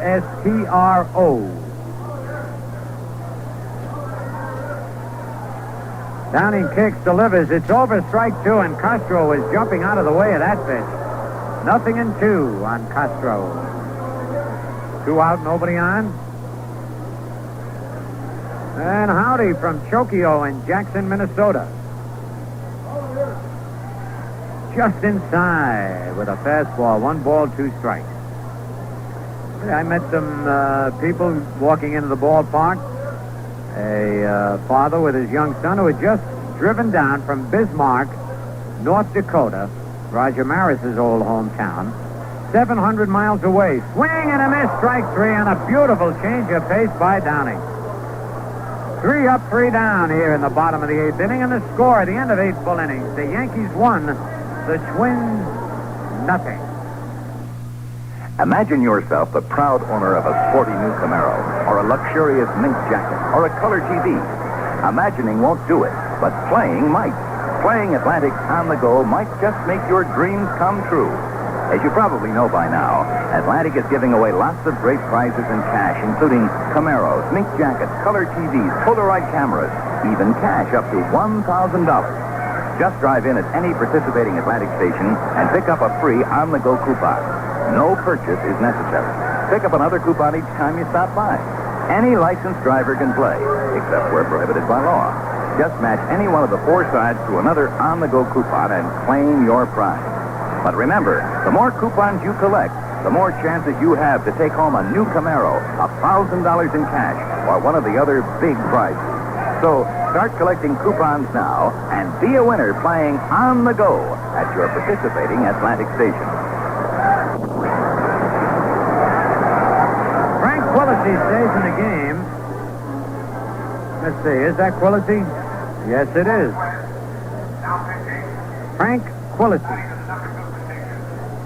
And this is the first time in his major league career that he is playing first base.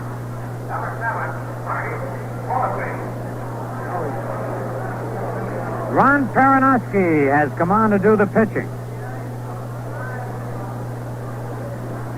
So Jim Kaat went 8 innings.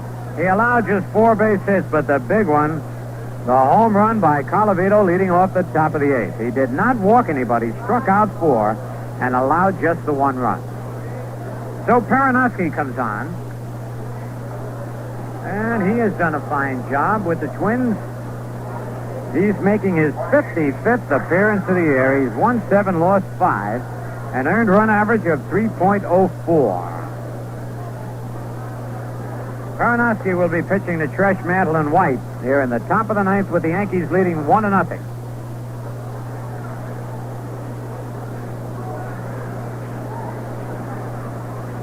Tommy Tresh bounced to short, struck out, and then hit into a force play.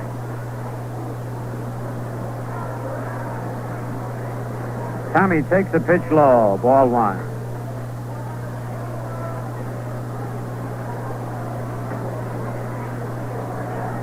Mantle is on deck.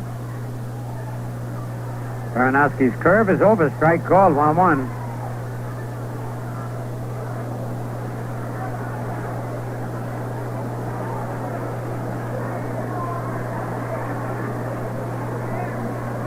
The 1-1 pitch, low and away. Ball 2, 2-1.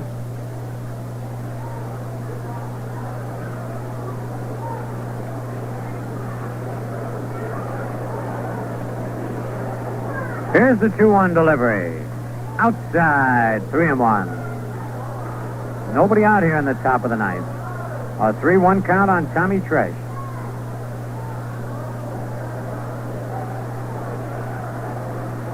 They're going in extra innings at Detroit, tied up 2-2. There's a swing and a miss. Full count on Tresh.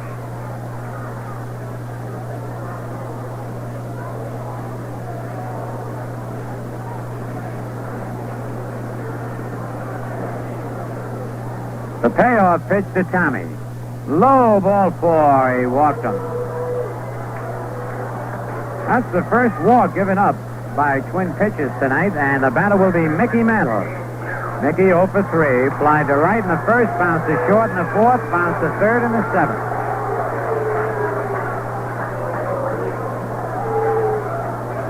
So Mickey, not only looking for home run number 534 lifetime, the time with Jimmy Fox, the 3rd spot in the all-time home run list, but his first hit in this series, and he falls down from an inside fastball. One of the few times we've seen Mickey get out of the way of a pitch in that fashion. He usually just turns the left shoulder, but that time he had to fall back. 1 ball on Mickey. Tresh at first, nobody out. Perinoski set. Pitch is over, strike called, 1-1.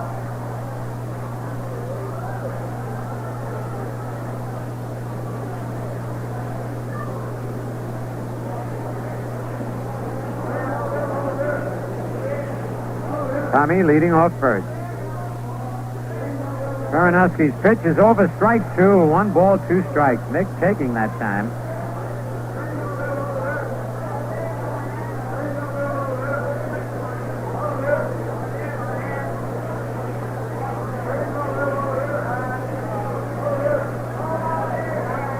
Here's the stretch by the left-hander.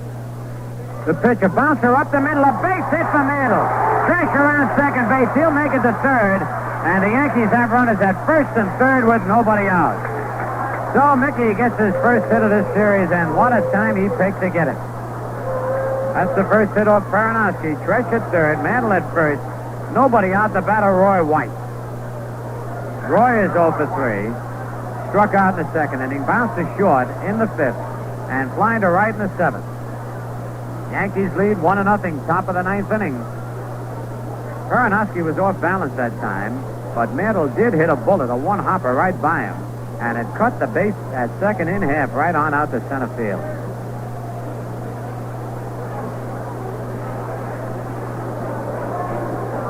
Baranowski gets the sign.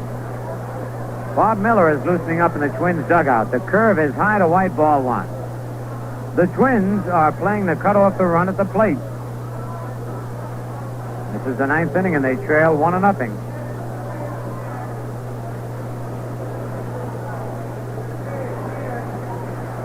Baranowski set.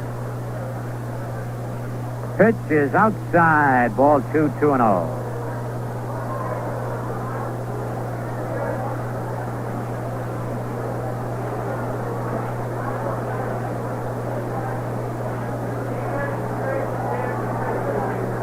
Two balls, no strikes. The stretch, the curve is popped up in back of the plate. Zimmerman might have a play and makes the catch near the stands. Mantle tags going to second, a throw to second, not in time. Heads up base running by Mickey Mantle, and he caught them all by surprise as he tagged up on a foul ball not too deep behind the plate, but Zimmerman never expected him to go. Mickey slides hard into second, now calls for time, and is walking around and back at second base. And it seems like every time Mantle has had the slide, and the last month, he has really jarred himself. Really. He's still limping around out there at the bag. But White fouls to the catcher. The Yankees have runners at second and third now with one out. And the batter, Andy Kosco. With Colavito on deck, Cosco has bounced to short, single to left center, hit to the box. They're going to put him on. They're going to walk him intentionally. Time is called. Wait a minute. Hold the phone. That's, let me see. I guess it doesn't count. He had not told him. No count, says Jim Odom, the plate umpire. Time had not been in. And at second base, John Rice says, what's your problem to Baranowski? It's just no pitch. He wasn't supposed to pitch then. He's going to walk him intentionally anyway. All right, here it is. There's ball one. Look at these pitches are pretty temperamental. There's ball two. And we might see a new pitcher after they put Cosco on, and there's ball four, and the bases are loaded, and Colavito the batter. Rocky Colavito, who put the Yankees on the scoreboard with a long home run in the eighth inning. Rocky had fouled to the catcher and lined hard to center. So now the bases are loaded with one out. We're in the top of the ninth inning. And the Rock has a chance to put the Yankees on the scoreboard a little more. The infield is back in double play depth. They're going to let Baranowski pitch to Colavito. Here's the windup. Pitch to Rocky. High, ball one. Cosco at first, Mantle at second, Tresh at third. And Mickey has set this situation up for Colavito by tagging up and going to second on a short foul fly in back of home plate. He slid in hard and looked like he might have been injured, but he hangs in there and stays in the game. The 1-0 pitch, a curve over strike called 1-1. Yankees 1, Twins nothing, top of the ninth. Then you want to see some of this action, and the Yankees have had it on this road trip.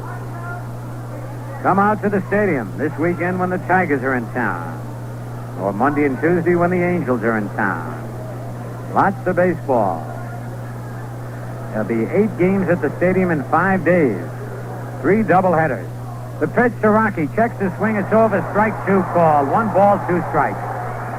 Rocky did not like that call and says so to plate umpire Jim Odom. Both those pitches that Colavito took were off-speed pitches by Baranowski.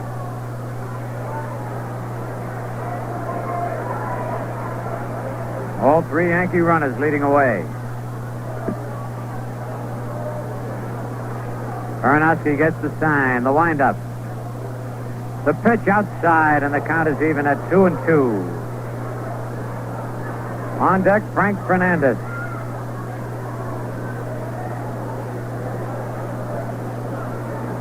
Two balls, two strikes, only one out, and the bases loaded.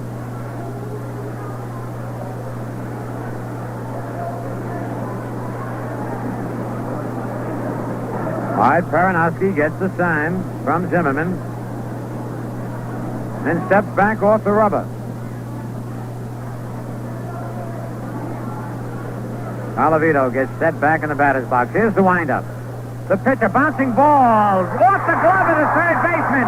The throw to first, not in time. Everybody's safe and a run scored. And that will go as a base hit, I believe. Rocky Colavito bounced one off the glove of Rich Rollins. The shortstop Clark came up with it. But his throw, they're going to give Rollins an error. They're going to give Rollins an error, but an RBI for Colavito. They could very easily have given Colavito a base hit on that one, as Rollins had to go to his left. The ball hit the heel of his glove and bounced right to the shortstop Clark. So the Yankees lead 2-0, and Colavito is driven in both runs. Tresh comes on to score. Here's Frank Fernandez. Fernandez 0 for 3. Curve is inside, ball one. Frank has bounced to third, bounced to second, and struck out.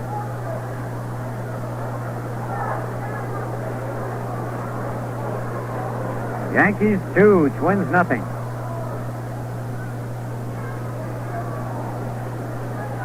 Baranowski's pitch, ground ball is short. Clark goes to Carew for one, back to first, double play. A double play, but the Yankees come up with a run on one hit, one error, 2 men left, and the score at the end of 8.5 innings, the Yankees 2 and the Twins nothing. A tossed salad tastes best spiced with pepper. A stuffed pepper is delicious when spiced with your favorite condiments. But a Ted pepper is the spiciest of all because it's so heavily seasoned with new 1968 Chryslers, Plymouths, and Imperials. People in Rensselaer County will find it's easier than ever to digest a deal from Pepperality. Save now, buy now, beat the sales tax, and beat the price increase on the new 69 cars, which will be increased from 7 to 10% higher. You'll still get the 5-year, 5,000-mile warranty, too, if you buy your new 68 now from Ted Pepper.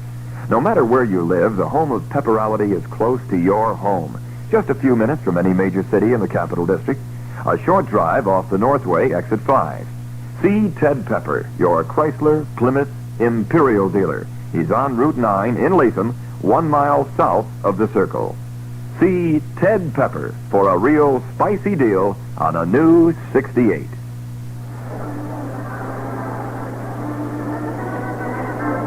And in the bottom of the ninth, it'll be Carew, Allison, and Rollins to face Al Downing. Rod Carew, who now leads the American League in batting. He's about a fraction of a percentage point ahead of Tony Oliva. Both batting .301, and Carew almost .302. He's 1 for 3 tonight.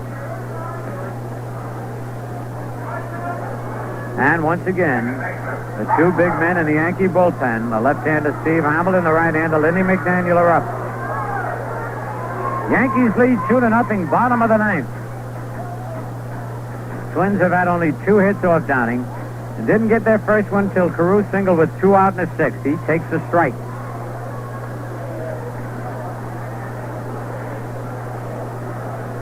Well, the Tigers won a mighty big ball game in extra innings. They beat the White Sox 3-2. There's a pitch high, 1-1. Marv Albert will have all the scores for you right after the ball game. The 1-1 pitch, swinging a foul back. 1 ball, 2 strikes. What is it Jim Amici calls Marv Albert? Mike side?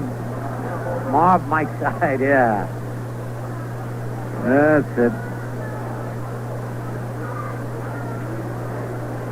All right, nobody out, nobody on here in the bottom of the ninth.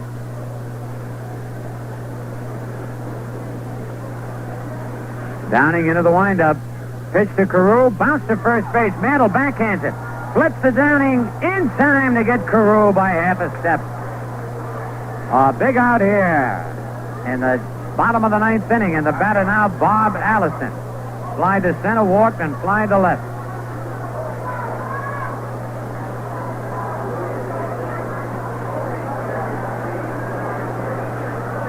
So now Oliva is leading the American League in batting.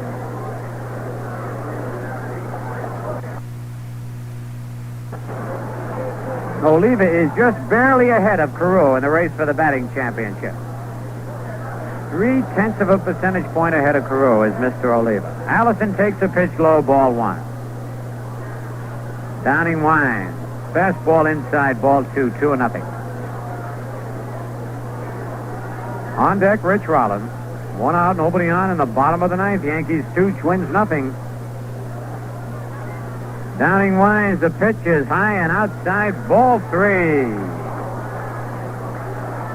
3-0.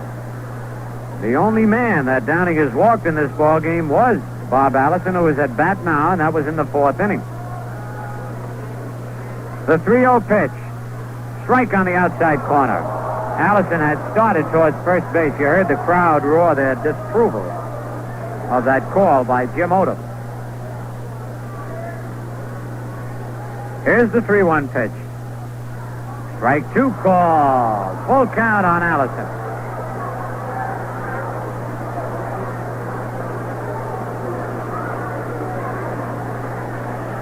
The payoff pitch. Deep to left field. Goodbye. Way back there. Home run for Bob Allison.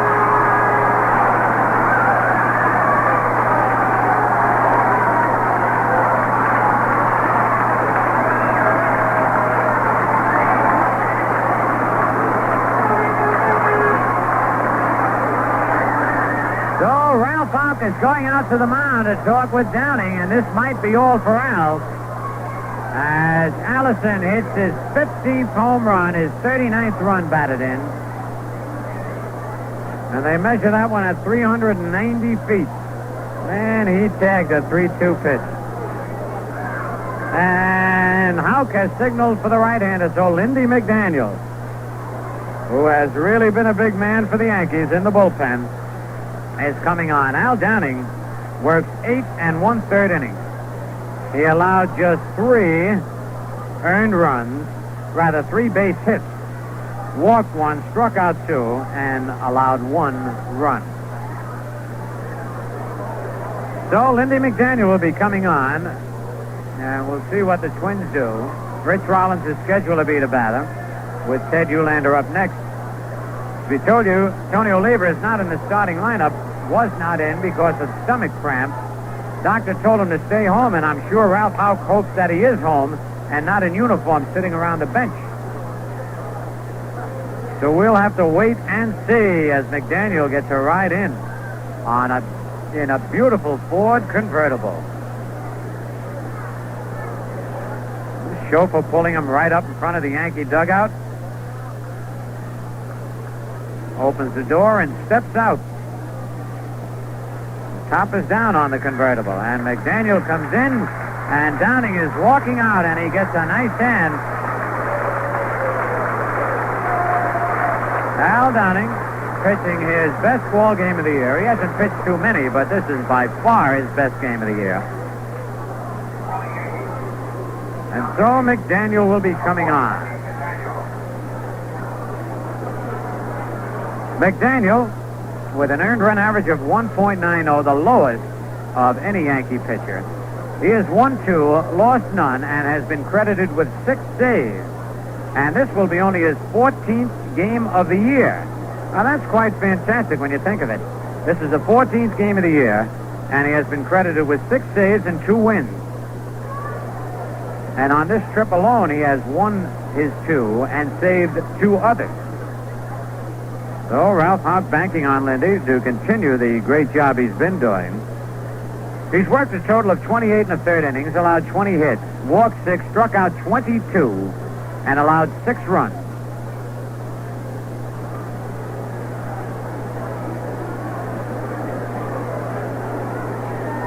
That's right. Sandy Alford reminds me that that's the first Minnesota home run since Tony Oliva homered in Yankee Stadium. And it was the longest streak they have gone since they have been the Minnesota Twins without hitting a home run.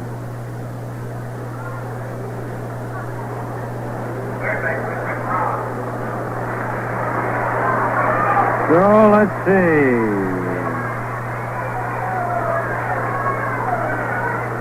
Rich Rollins is stepping in. And that's the first earned run that the Twins have scored in this series. Remember, they beat the Yankees 1-0, but that was on an error, the run score. And remember, the Twins lead the American League in hitting as a team. 1 out. 2-1, the Yankees lead, bottom of the ninth. The pitch is low, ball 1 to Rich Rollins, who is 0 for 3. Rollins bounced to short, fly to right, popped to second. Uhlaender on deck. 1 out, nobody on. Bob Allison is just homered. Pitch by McDaniel, low, ball 2, 2-0. Rocky Colavito has driven in both Yankee runs. 1 with a home run in the 8th inning, and 1 on a hard ground ball in the 9th inning.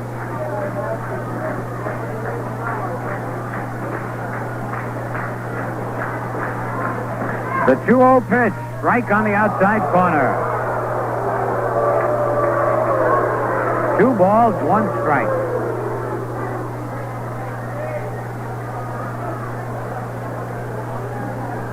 McDaniel leans over to get the sign from Fernandez.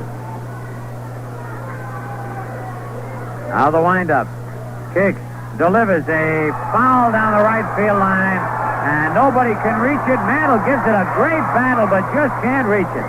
And I want to tell you, that Mantle went down that right field line. He was really digging and came awfully close to that ball. And I would say Mickey ran, about 175 feet. Gave it a good battle, I'll tell you. That's one thing about Mantle. He's in a lot of pain, a lot of misery, but he puts out all the time. 2 balls, 2 strikes now on Rich Rollins. 1 out, nobody on. 2-1, the Yankees lead. Bottom of the 9th. Koch guarding the line at third. McDaniel into the windup. The pitch just a little bit low at the 4th ball. It's a full count, 3-2. Rich Rollins, very nervous type battle, walking around the dugout, tugging at his golf club. Tugs his pants up, his belt. Full count on Rollins. McDaniel ready for the payoff pitch. A bouncer to third, foul. Told you Cox is guarding that line so they won't get anything between Bobby and the foul line for extra bases. They might hit one to his left for a base hit. But in the late innings, that's what you got to protect against, those extra base hits. Still 3-2 on Rollins, and you can hear the Twins fans stamping and stomping.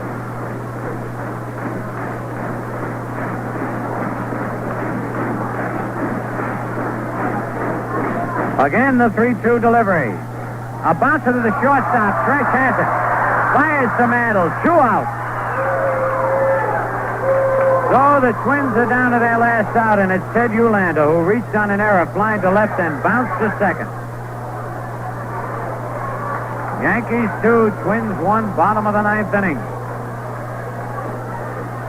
These fans not leaving the ballpark.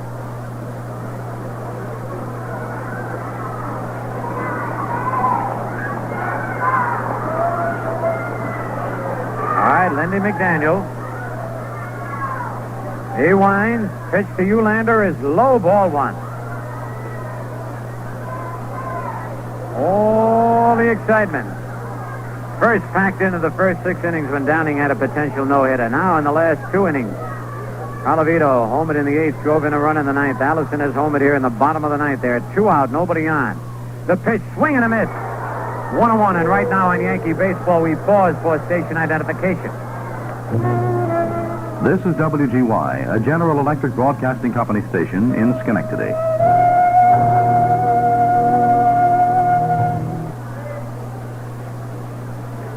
All right, here's the 1-1 pitch.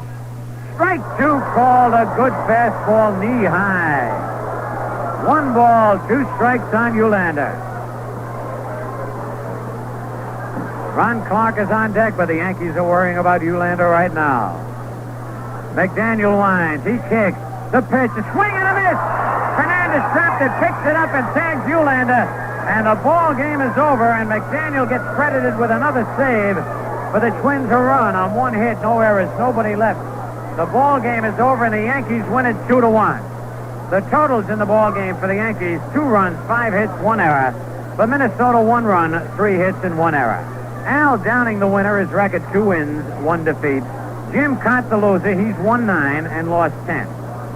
Al Downing had a no-hitter going for 5 2/3 innings when Carew beat out an infield single. The only other hit before Allison's homer was a single to left field by Ron Clark in the 7th. Then with 1 out, Allison homered deep into the left field seats. For the Yankees, Colavito was the hitting star of the night. In the 8th inning, Rocky leading off, lined one into the left center field seat. And in the 9th inning, with the bases loaded and 1 out, Colavito hit a ground ball off the glove of Rich Rollins at third that drove in Tommy Tresh. So Colavito and Al Downing, along with McDaniel, combined to beat the Minnesota Twins 2-1.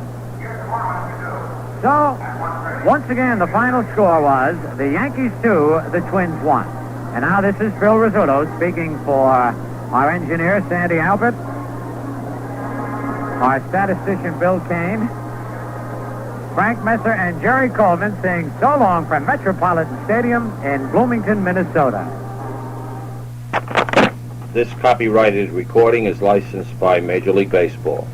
Any reproduction or other commercial use of this recording, in whole or in part, is prohibited.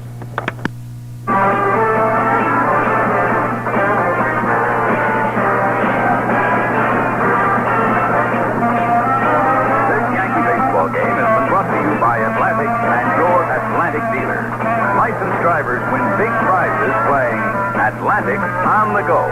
No purchase required. Void where prohibited. See your participating Atlantic dealer and win. And buy White Owl cigars. Remember, you get a lot more from a White Owl than just smoke. And buy Tipperillo. Mild Tipperillo Regular and new Tipperillo M with menthol. The great taste that sounds terrible.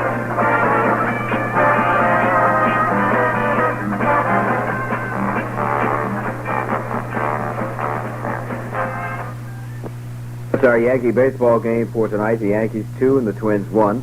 Coming up in about 3.5 minutes, we'll have the late news from NBC, and we'll follow that with the latest local and regional news and all the sports scores and the baseball stories with Terry Lester. And then we'll pick up our phone calls on our Nightline show until midnight. Here at 8:10 in your dial, that's the Bright Sound, WGY, Schenectady, New York. And in the meantime, just before news, time a bit of music here with Errol Garner. That's bit of music there with Errol Garner at the piano. Stay tuned now for NBC News, the local and regional news, and then some phone calls on our Nightline show until midnight. NBC Radio News on the Hour, brought to you by Salem Filter Cigarettes, for a taste that's country soft, country fresh, wherever you light up. Now here is Lou Wood. Soviet troops appear to be in firm control of almost all of Czechoslovakia tonight, 24 hours after the lightning takeover by troops from Russia and its Warsaw Pact allies. There have been reports of some sporadic fighting and shooting in Prague and other cities, but it appears the invaders are showing some restraint. But at least 23 persons have been reportedly killed and 65 injured in the takeover.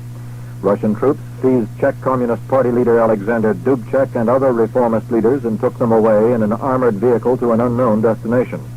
In a radio speech tonight in Prague, Czech President Ludvík Svoboda denounced the occupation as illegal. President Johnson, in Washington today, said the invasion was contrived and urged the Soviets to withdraw their forces while it was not too late for reason to prevail. A chorus of protests rose throughout the world denouncing the military takeover. The Czechoslovakian crisis prompted an urgent session of the United Nations Security Council late today. A report from NBC News United Nations correspondent Pauline Frederick. The Security Council now has before it the invasion of Czechoslovakia, despite efforts of Soviet delegate Malik to keep it off the agenda. The Russians' only support came from an ally in the aggression, Hungary. The large question now is, what is to be done to end Czechoslovakia's occupation? American Ambassador Ball declared the Council should demand that the USSR withdraw from the country and cease its interference in Czech affairs. Tomorrow, delegates will continue to try to gain wide support for a resolution to this effect, which the Soviet Union will probably veto. Then the General Assembly could be called.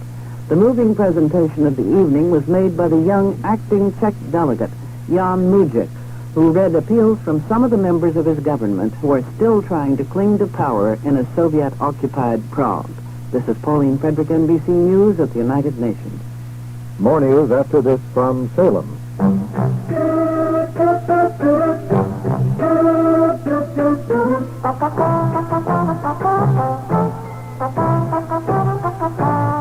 You can take Salem out of the country, but you can't take the country out of Salem. You can take Salem out of the country, but you can't take the country out of Salem. Wherever you light up a Salem, you get a menthol taste that's country soft, country fresh. Take a puff. It is springtime. You can take Salem out of the country, but you can't take the country out of Salem. You can take Salem out of the country, but...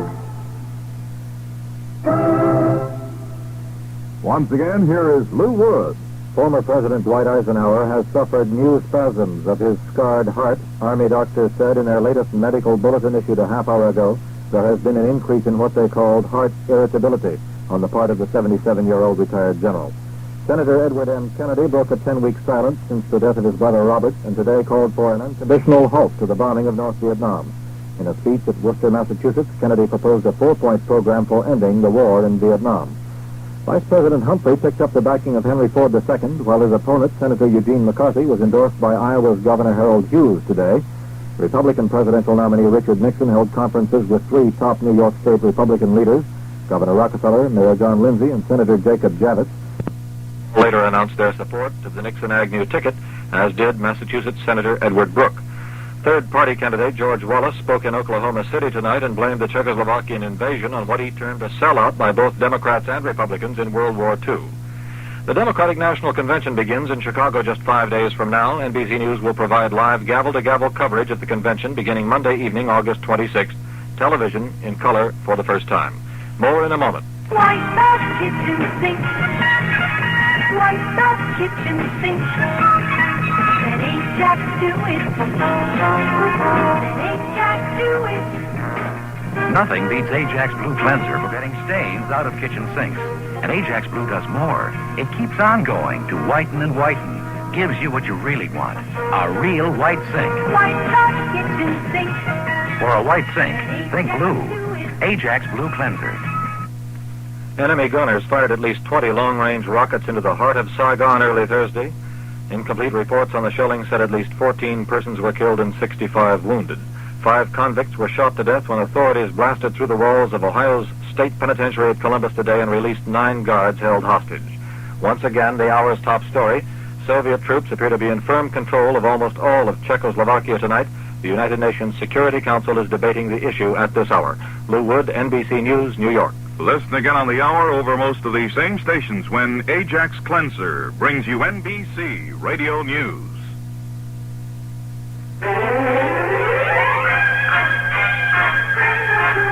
It's 69 degrees, partly cloudy at 12 after 11. WGY News up to the minute. Terry Lester reporting. The investigation continues into a shooting this morning at 1905 Hamburg Street in Rotterdam. Victim, 57-year-old Clyde Wiltsey, remaining in critical condition tonight at Ellis Hospital. He has a bullet wound in the back of the head. Schenectady County District Attorney Howard Levine said tonight it is still unclear how the shooting occurred. A handgun was picked up at the scene of the shooting. It was turned over to the state police for lab tests. No arrests have been made so far. 18-year-old Marine PFC Kevin McCardle of Albany is the latest area Vietnam fatality. He was killed August 18th in Quang Nam Province. He was the son of Mr. and Mrs. Henry P. McPartle of Myrtle Avenue. State and local police continue to probe the discovery of 4 sticks of dynamite in the garage of a Schenectady man who's been mentioned in connection with a Schenectady grand jury probe of gambling. 47-year-old Sam DeCesar found the dynamite wrapped in a newspaper inside a box in the garage of his home at 119 Clayton Road. DeCesar told WGY he believes the dynamite represents what he called a threat of my collaboration with the Albany Times-Union on the gambling in Schenectady.